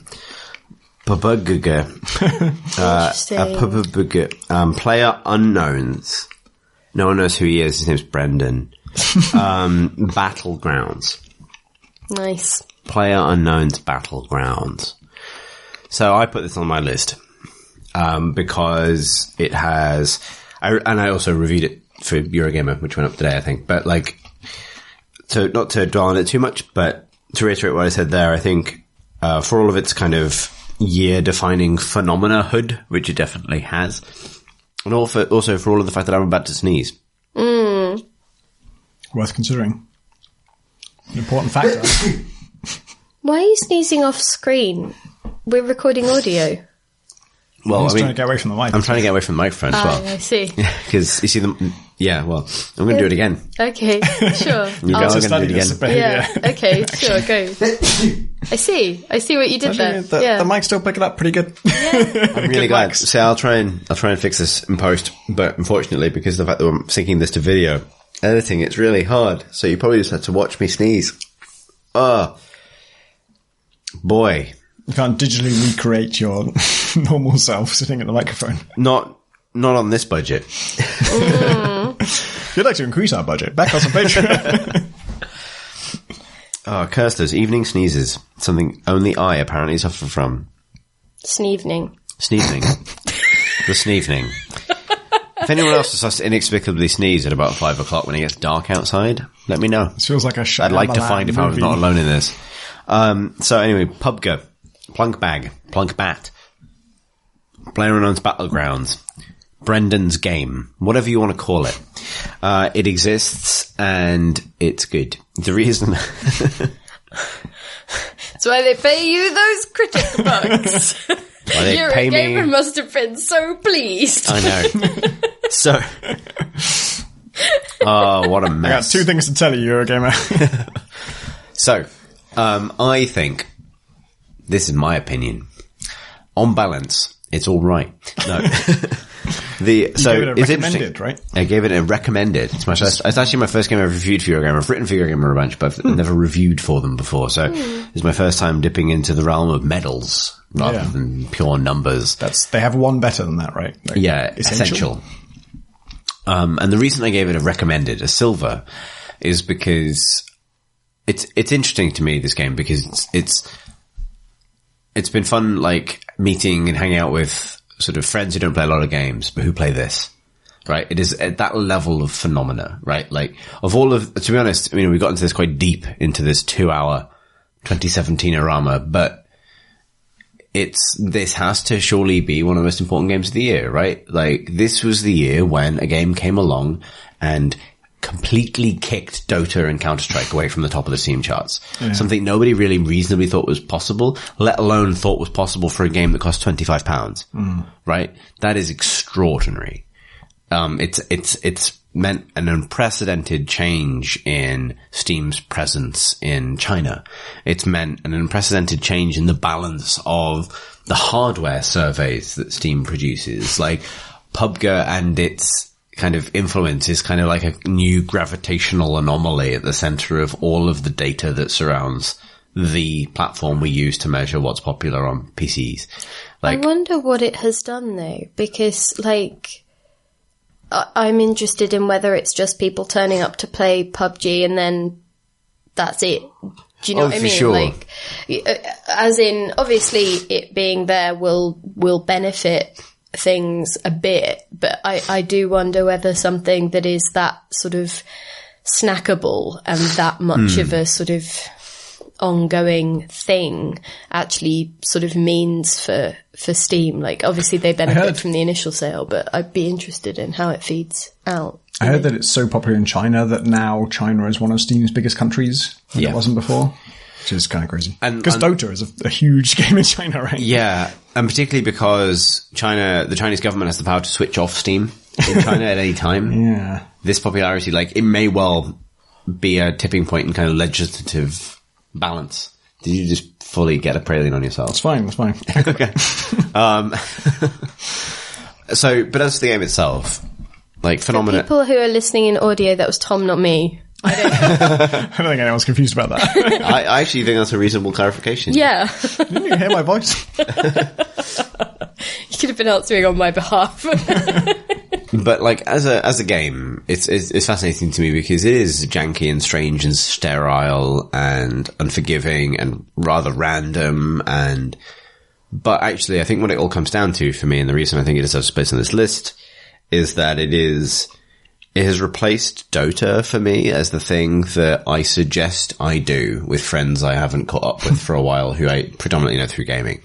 So it used to be, a couple of years ago, during a time where I was really loving, like, where most of my time was spent on Steam, really, that hanging out meant playing Dota. And now hanging out means playing Battlegrounds.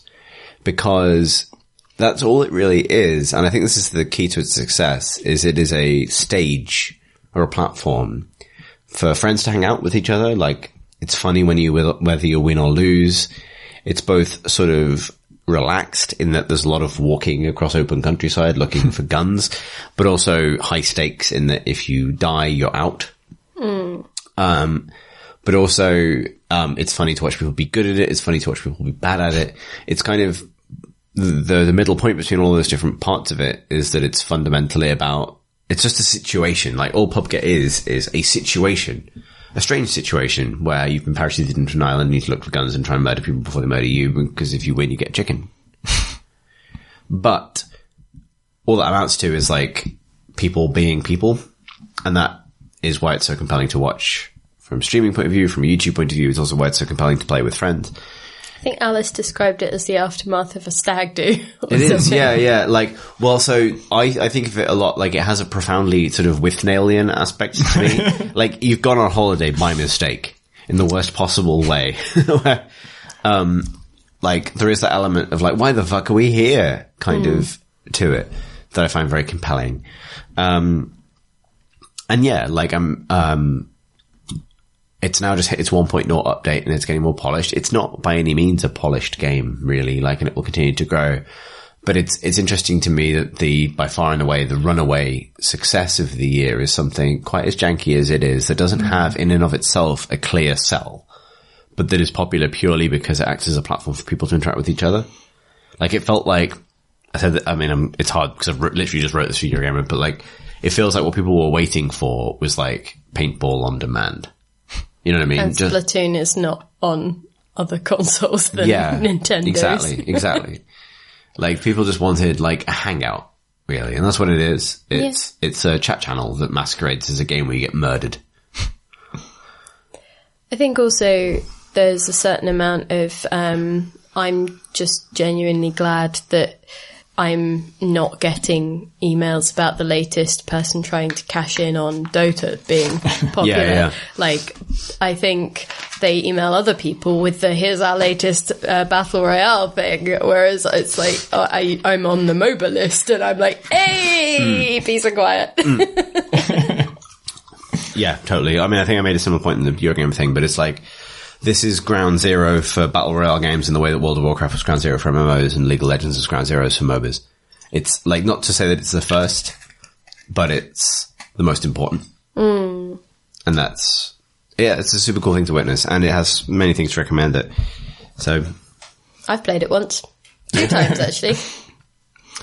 I played it only a couple of times, and I told my mum the story of... It wasn't an especially remarkable story. It was just like me and Alex Wiltshire hiding in a house, and we heard a car go by, and we heard the engine stop, and we realised they must be stopping at our house and getting out, and we were like ready to ambush them. Then we did ambush them, and we killed them, and it was fine. And at the end of my story, when Mum told me that her knuckles were white from gripping the table in tension with the story, I was like, okay, this game is onto something. Yeah, exactly. I just had one random experience with it, and just the second-hand account of that has... to be fair, I'm assuming you told it to your mum slightly differently than you just told it to us. It wasn't that short. It was like twice as long as that. Okay. Otherwise, your mum just really worries for your online safety. Here's a fun challenge. Everyone at this table. We've got to get through the rest of the games on this list in 20 minutes. Okay. Interesting. Because we literally have a hard cut-off. All right. Scanner Sombre.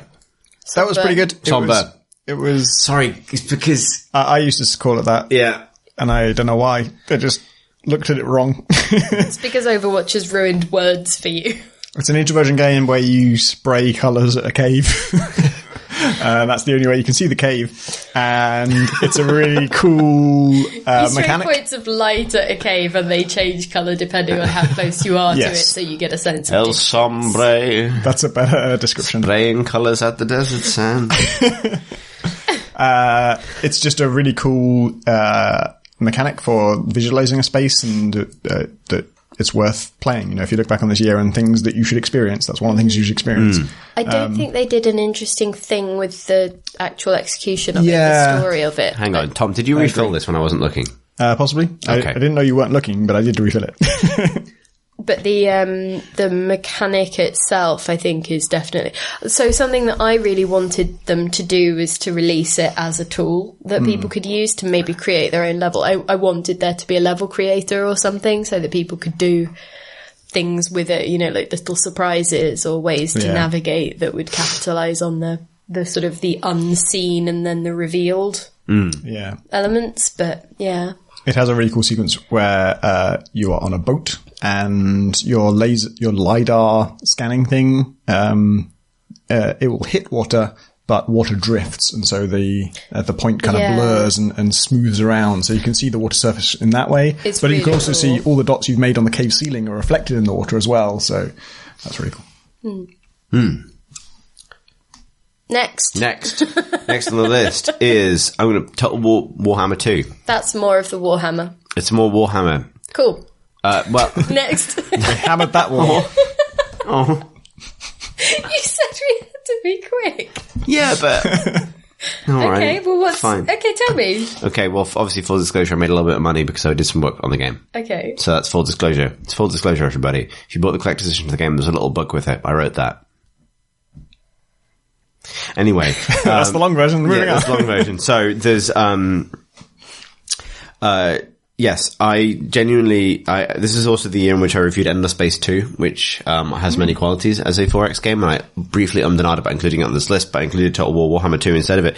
Not just because I love the Warhams, nor because I obviously was slightly involved, but because actually this is one of the most successful, rebalancing of the arc of a 4X campaign that I have ever played, in giving a kind of narrative, structure to a 4X, but also a kind of competitive, single competitive objective that every faction shares, this race to complete rituals on time, is a source of consistent entertainment and drama all the way through to the end of the campaign in a way that meant that first playthrough, 40 hours long as it took me, of Warhammer 2, was genuinely one of my most kind of consistently enjoyable games experiences of the year, which is not to say that it's perfect. It certainly has some problems with AI. It's a lot of the old Total War stuff, and in some ways this feels like I'm going fast for the benefit of time, but it sometimes feels like, Total War still has its problems with both battlefield and campaign level AI, but the way around it is to give you, the player, more power and more fun things to do so that you don't notice quite so much.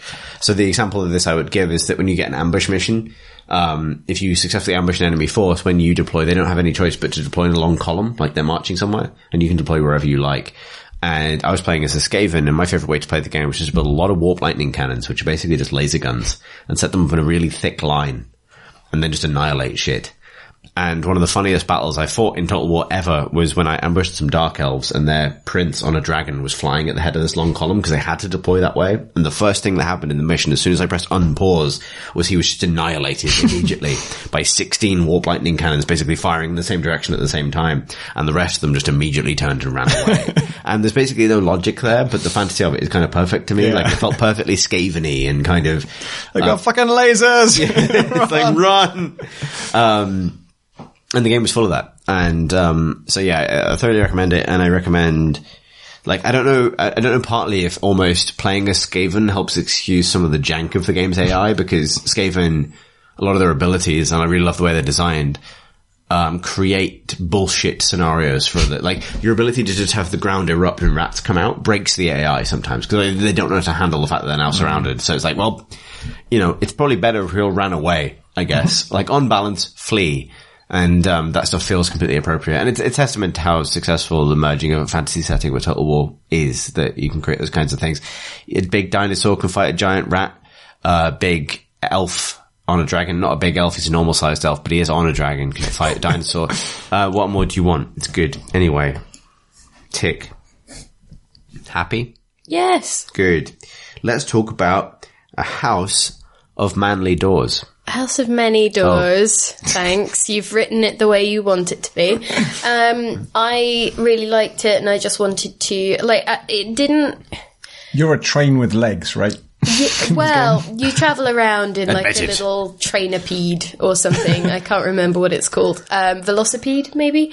But I think the thing that I wanted to flag up was, if you are into stuff like Sunless Sea and Sunless Skies and whatever else, it's similar enough and has a similar enough format that you won't feel not at home, but it does do its own thing.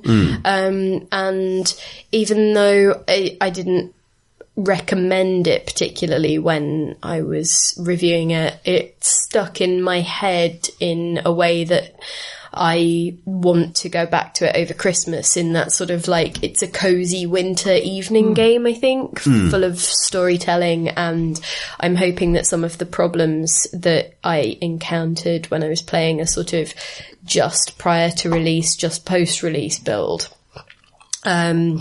will hopefully have been ironed out a bit. Like, I think had some big patches, actually. I seem to remember that. Yeah, and I think one of them actually lost my entire sort of, like, mapping out of the game, which was unfortunate. As in, I can see why it was necessary, because it was that or the game doesn't get fixed. But it was like, as someone who had poured a lot of time into it pre-release for the review, it meant I lost too much progress to want to go back to it for a while. But I'm thinking over Christmas might be a good time to pick it back up and see where it's at now, or sort of how it feels now. How many doors did the house have? Several. More than 7? But there's like, it's one of those things where it's just such a formidable undertaking for what is essentially a one-person team with collaborators, I think. Like, I think Catherine Unger did the art, who's now working on Cultist Simulator and stuff. So it's very much sort of that orbit, the Fail Better orbit, and it was a Fail Better incubator project. But, like, I think it gets overshadowed by Sunless Sea for good reason. But I think it's also worth checking out in its own right. So I just wanted to make sure it didn't get lost. Yeah, a good shout. Cool. Tick. Next on the list, little game called Destiny 2. I haven't got into it. I got into the beta and I was really excited for the game coming out, and then I just didn't play it. You should play it. I think just because I haven't wanted to sit on the sofa and play stuff in that particular way at the moment. Because we used to keep up with each other with, like, Destiny when we were living apart and stuff. And it was just a nice thing to do of an evening and chat. It was what PUBG now is. It's a hangout for people, game. Right? Yeah. So, and I think it still is for a bunch of our friends. But because they are now my work colleagues. I see them in the daytime, so there isn't quite the same need to catch up with them. And because we now live in Bath together, it's like work is your destiny now. I know, right? Oh God. And Tom's not playing it, so you know. And obviously, it's been the centre of some controversy because of its limited endgame and things like that. We've talked about it a little bit on the pod before about its struggles, but actually, I remember, and I tried to hold on to this. The experience of playing through the campaign for the first time, I was so convinced that like this is my game of the year. The thing that we've subsequently said that like this year seems to lack a kind of clear, like everyone agrees this is the winner. When I was first playing through Destiny 2's campaign with all the changes that it made, but also all the kind of things that it was doing new, I was completely convinced that was it. And so I kind of wanted to hold on to that when I included it in the list, because that first experience of it was fucking great. Like, it's such, like, at its fundamentals, it's such a strong shooter. Like, I don't think New Doom is better than this. Like, I think in terms of pure firing a gun at things feeling nice, it is unsurpassed, and it's remarkable that exists within an RPG. I think this is a really interesting year for weighing games where you loved a part of it or loved it for X hours or loved it in this way, but then had some downside to that, versus games like Edith Finch is, nearly perfect, quite small, beautifully crafted, and so like how that compares to the game that is, more exciting to you for X hours, but then after that goes off the rails or has some big flaw. Yeah, the thing is, Destiny doesn't go off the rails or have a big flaw. What it is a little bit too generous.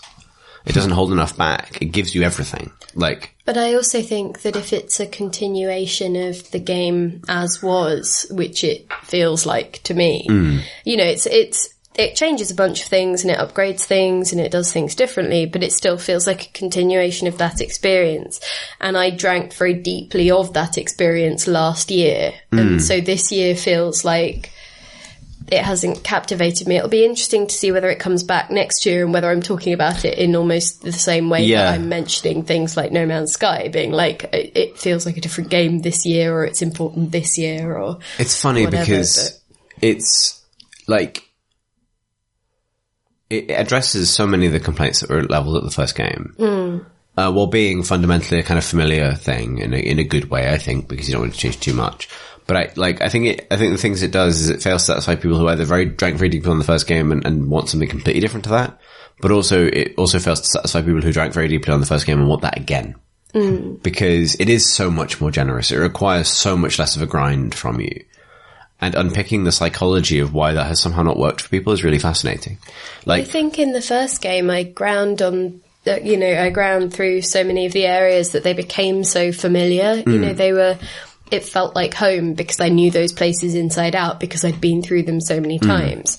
And that sort of small cycles of repetition was actually really cool for me. Yeah. Like, it's a sort of almost like that feel that you get from more casual games where you just do the same thing again and again and learn it by heart, and it becomes this sort of familiar, cozy blanket that you crawl under. And then, but with this, it just felt so, okay, well, here's instantly all of the, I was like, ah! Yeah, it's funny, because I was so convinced this was going to be better Destiny for you specifically, because all of the systems they did away with was the stuff that you didn't want to engage with the first time around. Yeah, but the thing is, I think you're forgetting the fact that by the time I've bloody learnt that stuff, I want to be able to use it. Yeah, that's true. But it's funny, this is the one like when they update Dota, I'm like, no! Although I complained my way through those systems, I learnt them, and now what? Yeah, no, it's funny, because, so I would say that on balance, it does have a really good single-player journey, and if you've remained unspoiled on what the arc of that journey is and how it ends, I actually have. Then it's worth doing, because I was genuinely delighted by the ending, and really taken with it as someone who loves that setting. And it's got spectacular art. I wrote something for PC Gamer today, I don't know if it's going to go up, but about how I think sometimes the business, the numbersiness of a game, the business side of it, the microtransactions, whatever it is, the progression system can distract from a lot of the artistry of making games. And Destiny 2 is still an extraordinary showcase for sci-fi concept art writ large as a game. Like, many of its later planets are completely gorgeous, and you kind of buy into the reason they moved away from the planets they did in the first game, because it gives them freedom to do so much more interesting things. Like, fantastic space oceans and, you know, incredible terraformed alien surfaces and these kinds of things. And it does look amazing, and all the guns feel great, and I still love the design of it. So for me, it's still kind of clearly up there despite its flaws. And obviously this is the first year I can include Destiny in a Crate and Crowbar end of the year roundup, because, you know, it finally came out on PC.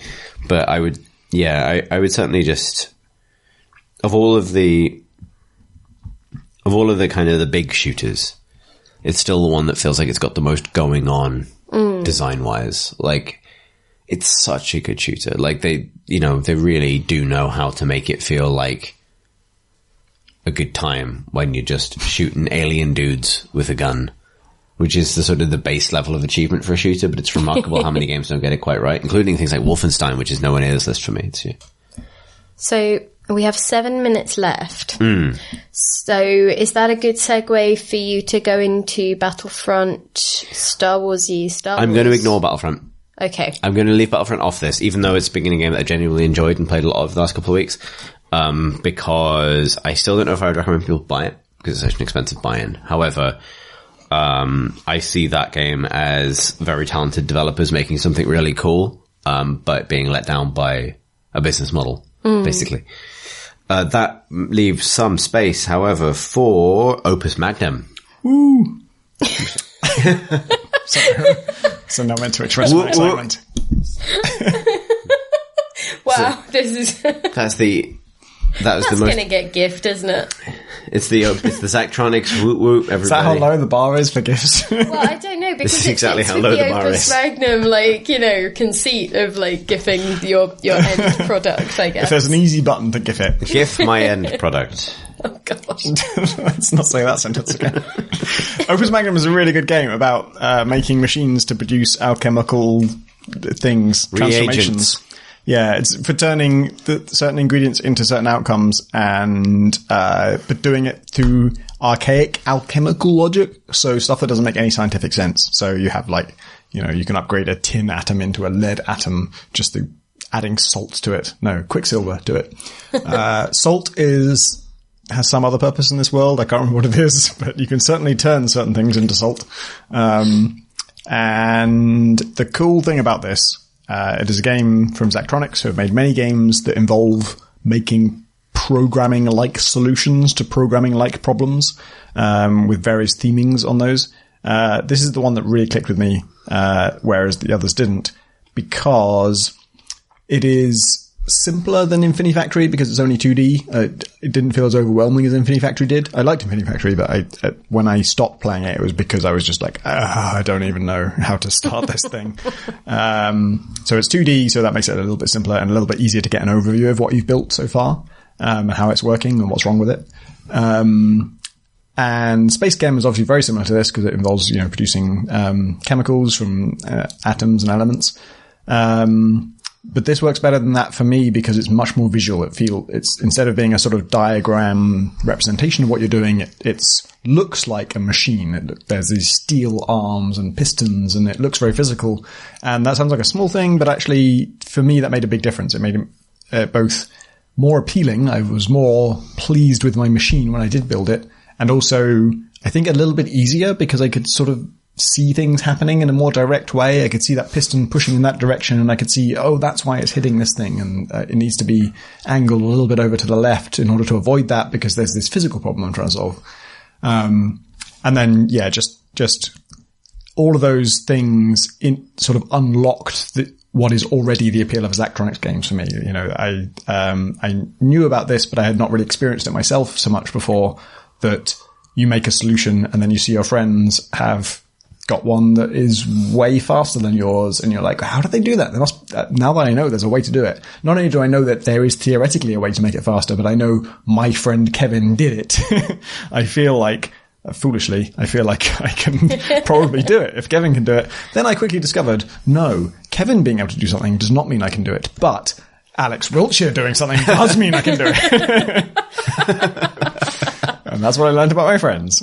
Kevin is smarter than me, and me and Alex are about equal, and we all beat each other at any given time. That Thanks, Zach. Useful information.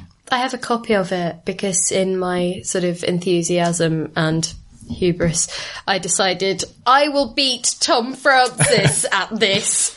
I don't know why. Maybe it was a drinking night. Who knows? But it was very much one of those things where the next day, I think so many people from the game dev section of people I follow on Twitter had been posting GIFs of amazing, elegant solutions that I was like, and I will never boot up that game ever. So it was like this amazing, like, tiny journey of enthusiasm, installation, and then just having never booted it up. That's a shame, because I feel like it successfully sort of bridged the gap for me, where in previous games I'd just been intimidated by everyone else's performance. I'm like, I can never do that. And this is the one where it did. I felt like, I can experiment with this. I'm willing to tinker with this. I think it's one of these things where I was thinking I might add it to my list of stuff to play with over Christmas, because House of Many Doors is back on there. Akami is on there, definitely. And I was thinking that this might be a good time to try Opus Magnum, because, you know, that wave of people talking about it in a way that wasn't how I knew I would play has abated. Like, I think it's that thing of if you can keep up with the wave of people who play it when it first releases, then that's a cool, good experience. And if you can't, it's actually maybe better to wait for a few months, and when that's gone away, then you get to have the experience that you want with it. There's also a hermit mode you can enable where it won't tell you your friend's scores or anyone's scores. It'll literally just, you're the only person in the world. If you've got 17, that's the best you can ever get. It's the only good score. Bye. We did it. Is there nothing else? We did it. All the games. We did it. That's the entire list. Nice. Whatever is in the show notes that I'll construct out of this list, out of the games I haven't obscured with a giant tick, is our games of the year. All that remains is for each of us to individually, for some reason, nominate a single personal pick for game of the year. Pip, you're doing a face. Yeah, no, I'm panicked now. Okay, you can Is look it at like the list. ordering at a restaurant where we can like come back to you and... Yeah, come back to me. Come back to me. I know mine. Yeah? It's Prey. Ooh. Ooh.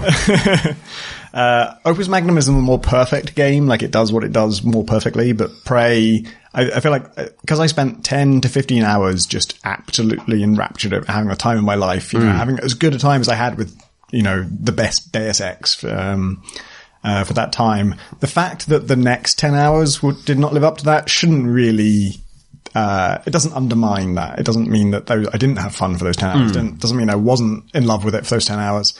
And so I think I'm more interested in, like, if there's a game that can give me those 10 to 15 hours,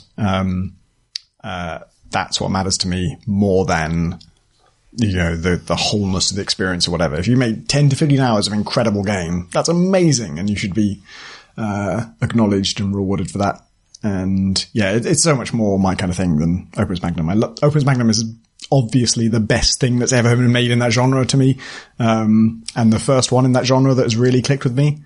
But it's more important for me to, I don't know, I love being in a world and believing in that world and being able to explore it. And when I make mechanical decisions, you know, I'm very much a mechanics focused person, and I love mechanics, but they also need to mean something in the world, and getting to sort of live out that character and decide who I want to be in that world, and then that influencing the skills I choose, and that influencing the playstyle I go with, and that also influencing what I can and can't do in this world and what stories I can and can't explore.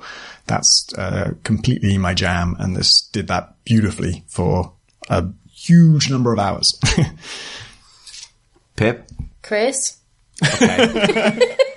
My personal game of the year is Torment Titanium Lair. Because thinking about it a lot. There are things I loved about Edith Finch, and there are things that I loved about Hellblade and Divinity and a bunch of other games that have approached storytelling in a particular way. But I think Torment has a degree of imagination and a sort of set of ideas at its core that I find very compelling, so much so that I want to return to them. Like, I feel like I kind of get what Hellblade is telling me. I feel like I kind of get what Edith Finch is telling me. I feel like, actually, and Divinity has its own set of objectives that are sort of to the left of making you think, I think, beyond a certain point. It's an adventure. But actually, Torment is the only game this year that I felt like I kind of have to play again in order to reapproach some of its ideas from a different angle, which is exactly what the original Torment did. And I find that endlessly kind of compelling. And maybe this is sort of reductive in a way, because obviously I don't think it's the most mechanically inventive game of the year. I'm really giving it this on the strength of writing, basically. But I think maybe on balance that's what's important to me, so that's what gets the big hello. Yeah, I think if a game can, like, the challenge is, like, A, to write good in the first place, and then B, to actually make a game that showcases that and makes you want to read that writing, and that's not trivial. Yeah, I think Torment is interesting, because I think if you don't want to read at all, then you're fucked. Like, if you really don't want to read, then it's not going to it's not going to meet you halfway. Yeah. But if you're willing to read, like, a Baldur's Gate amount of reading, or a Pillars of Eternity amount of reading, then the rewards for doing so are so much higher than in equivalent games, because it is so consistently inventive and it's so consistently unusual. And, its companions have stuck in my head in a way that other games this year haven't, in terms of who they are and where they come from and what they represent. Like I say, if Divinity is the experience of playing D&D with your friends, then yeah, I'm repeating myself, but like, then Torment is the experience of playing D&D with your favorite sci-fi authors, and they're all fucking firing on all cylinders, and that's a fantasy worth celebrating. So that is my game of the year for 2017. If there was a scandal in Baldur's Gate, they would only be able to call it Baldur's Gate. Nice. Pip, you must choose. So I don't know. What remains of Edith Finch is probably the one that I would say holds up for me and for other people at this point in the year. Slime Rancher has that weird thing of being a game that I'm looking at having exhausted it entirely. And I remember how excited I was every time I found new slimes, every time I found a new world, every time, it was amazing, and it was so happy, and the soundtrack still makes me smile. It's amazing. But it's also a thing that I'm now looking back on, having mined it out totally, so the world feels and looks different. So it's really hard to do this at the end of that process and still feel the same way, or still point it out to people in the same way. Whereas Edith Finch, I would still happily play again, and I think get similar things out of, and find new things to be delighted by, or that I'd forgotten from that first time around. But it drops the ball in ways that Tacoma picks up. So I think it's one of those years where there's actually been a lot of game pairings, if you see what I mean. Yeah. And not wanting to introduce new things into the discussion, but Gorogoa, which is a puzzle game that got released a couple of days ago, basically, or not a couple of days ago, but like a week ago. And it's been in development for ages, but that's kind of like this elegant puzzler that forms an amazing counterpoint to an Amanita project, which I played as part of the IGF, which is called Chuchel, and it's really playful and sweet and funny. And so, and Tacoma and Edith Finch were like that for me. And, there's Slime Rancher and, insert sort of incredibly serious shooty game. Also, it's very much been a year of wanting to keep that variety of diet, I guess, and not having a game that pulls all of it off sufficiently that you can just have one game, if you see what I mean. Like, and that's not trying to not make a decision. It's that No, I completely get where you're coming from. Yeah, like, nothing has excelled in enough different directions for me to want that to particularly be a thing that I pin my colours to. Edith Finch it is. It's the thing we all agreed on. Right, we should wrap this up. Yep. That's us done for 2017 in terms of podcasts. We will return in early January with the podcast you know and respect. Poirot will be back mid-January because I'm away on a press trip. Pip is away. Miniatures Monthly will be back to correct a previous assertion of mine, probably late December, early January, and then again in late January, as we kind of try and fit timings alongside one another. In the next couple of days, you will receive, starting today, Friday the 22nd, and well, as in your stockings. Yes. All 3 or 4 episodes of the Crate and Crowbar D&D special. I'm just kind of making a distinction whether or not I'm going to do the final part as 2 episodes or 1, which I hope you enjoy. It's a very unexpected, very serious, in no ways completely off-kilter Dungeons and Dragons adventure experienced by these two and Tom Senior with me as GM, which hopefully you got. We're lore experts. Absolutely, 100% respect for the Forgotten Realms. Remembering everything about them. Definitely get all those systems done. Oh god, so much so. So much engagement with the actual systems of Dungeons and Dragons. In any case, so you got that to look forward to over Christmas. We'll be back in the new year. Other than that, I don't know what else to say. Happy holidays. Happy holidays, everybody. We will also, in the new year, maybe readdress how we approach Patreon. I've said this in the last episode, but obviously Patreon have rolled back the changes that we had to kind of discuss. Thank God. A couple of weeks ago. Yeah, and thank you to everybody who adjusted their pledges and so on to try and work with that. We're going to, even despite these changes, I think, have a discussion about how we want to use Patreon in the new year, but that's for next year. So, I've had too many of these. End it, because I need to sneeze. Yep. But it's adorable when you sneeze, Pip. No, let's end it. Okay. In which case, all that remains is to say that if you'd like to follow us on Twitter, you can do so at crateandcrowbar.com. If you'd like to hang out with our community, you can find the details for our community Discord channel at crateandcrowbar.com. You can find us on YouTube at /crateandcrowbar or on Patreon at also /crateandcrowbar. And you can follow us individually. Oh. And you can follow us individually. I was finally going to do thanks for listening, but If you'd like to follow us individually on Twitter, you can. Pip is at Pentadact, which is PENTADACT. I'm at C Thurston, CTHURSTEN.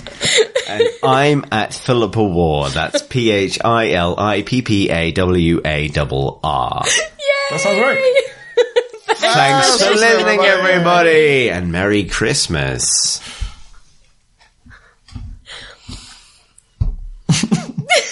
How long is that going to go for? I don't know.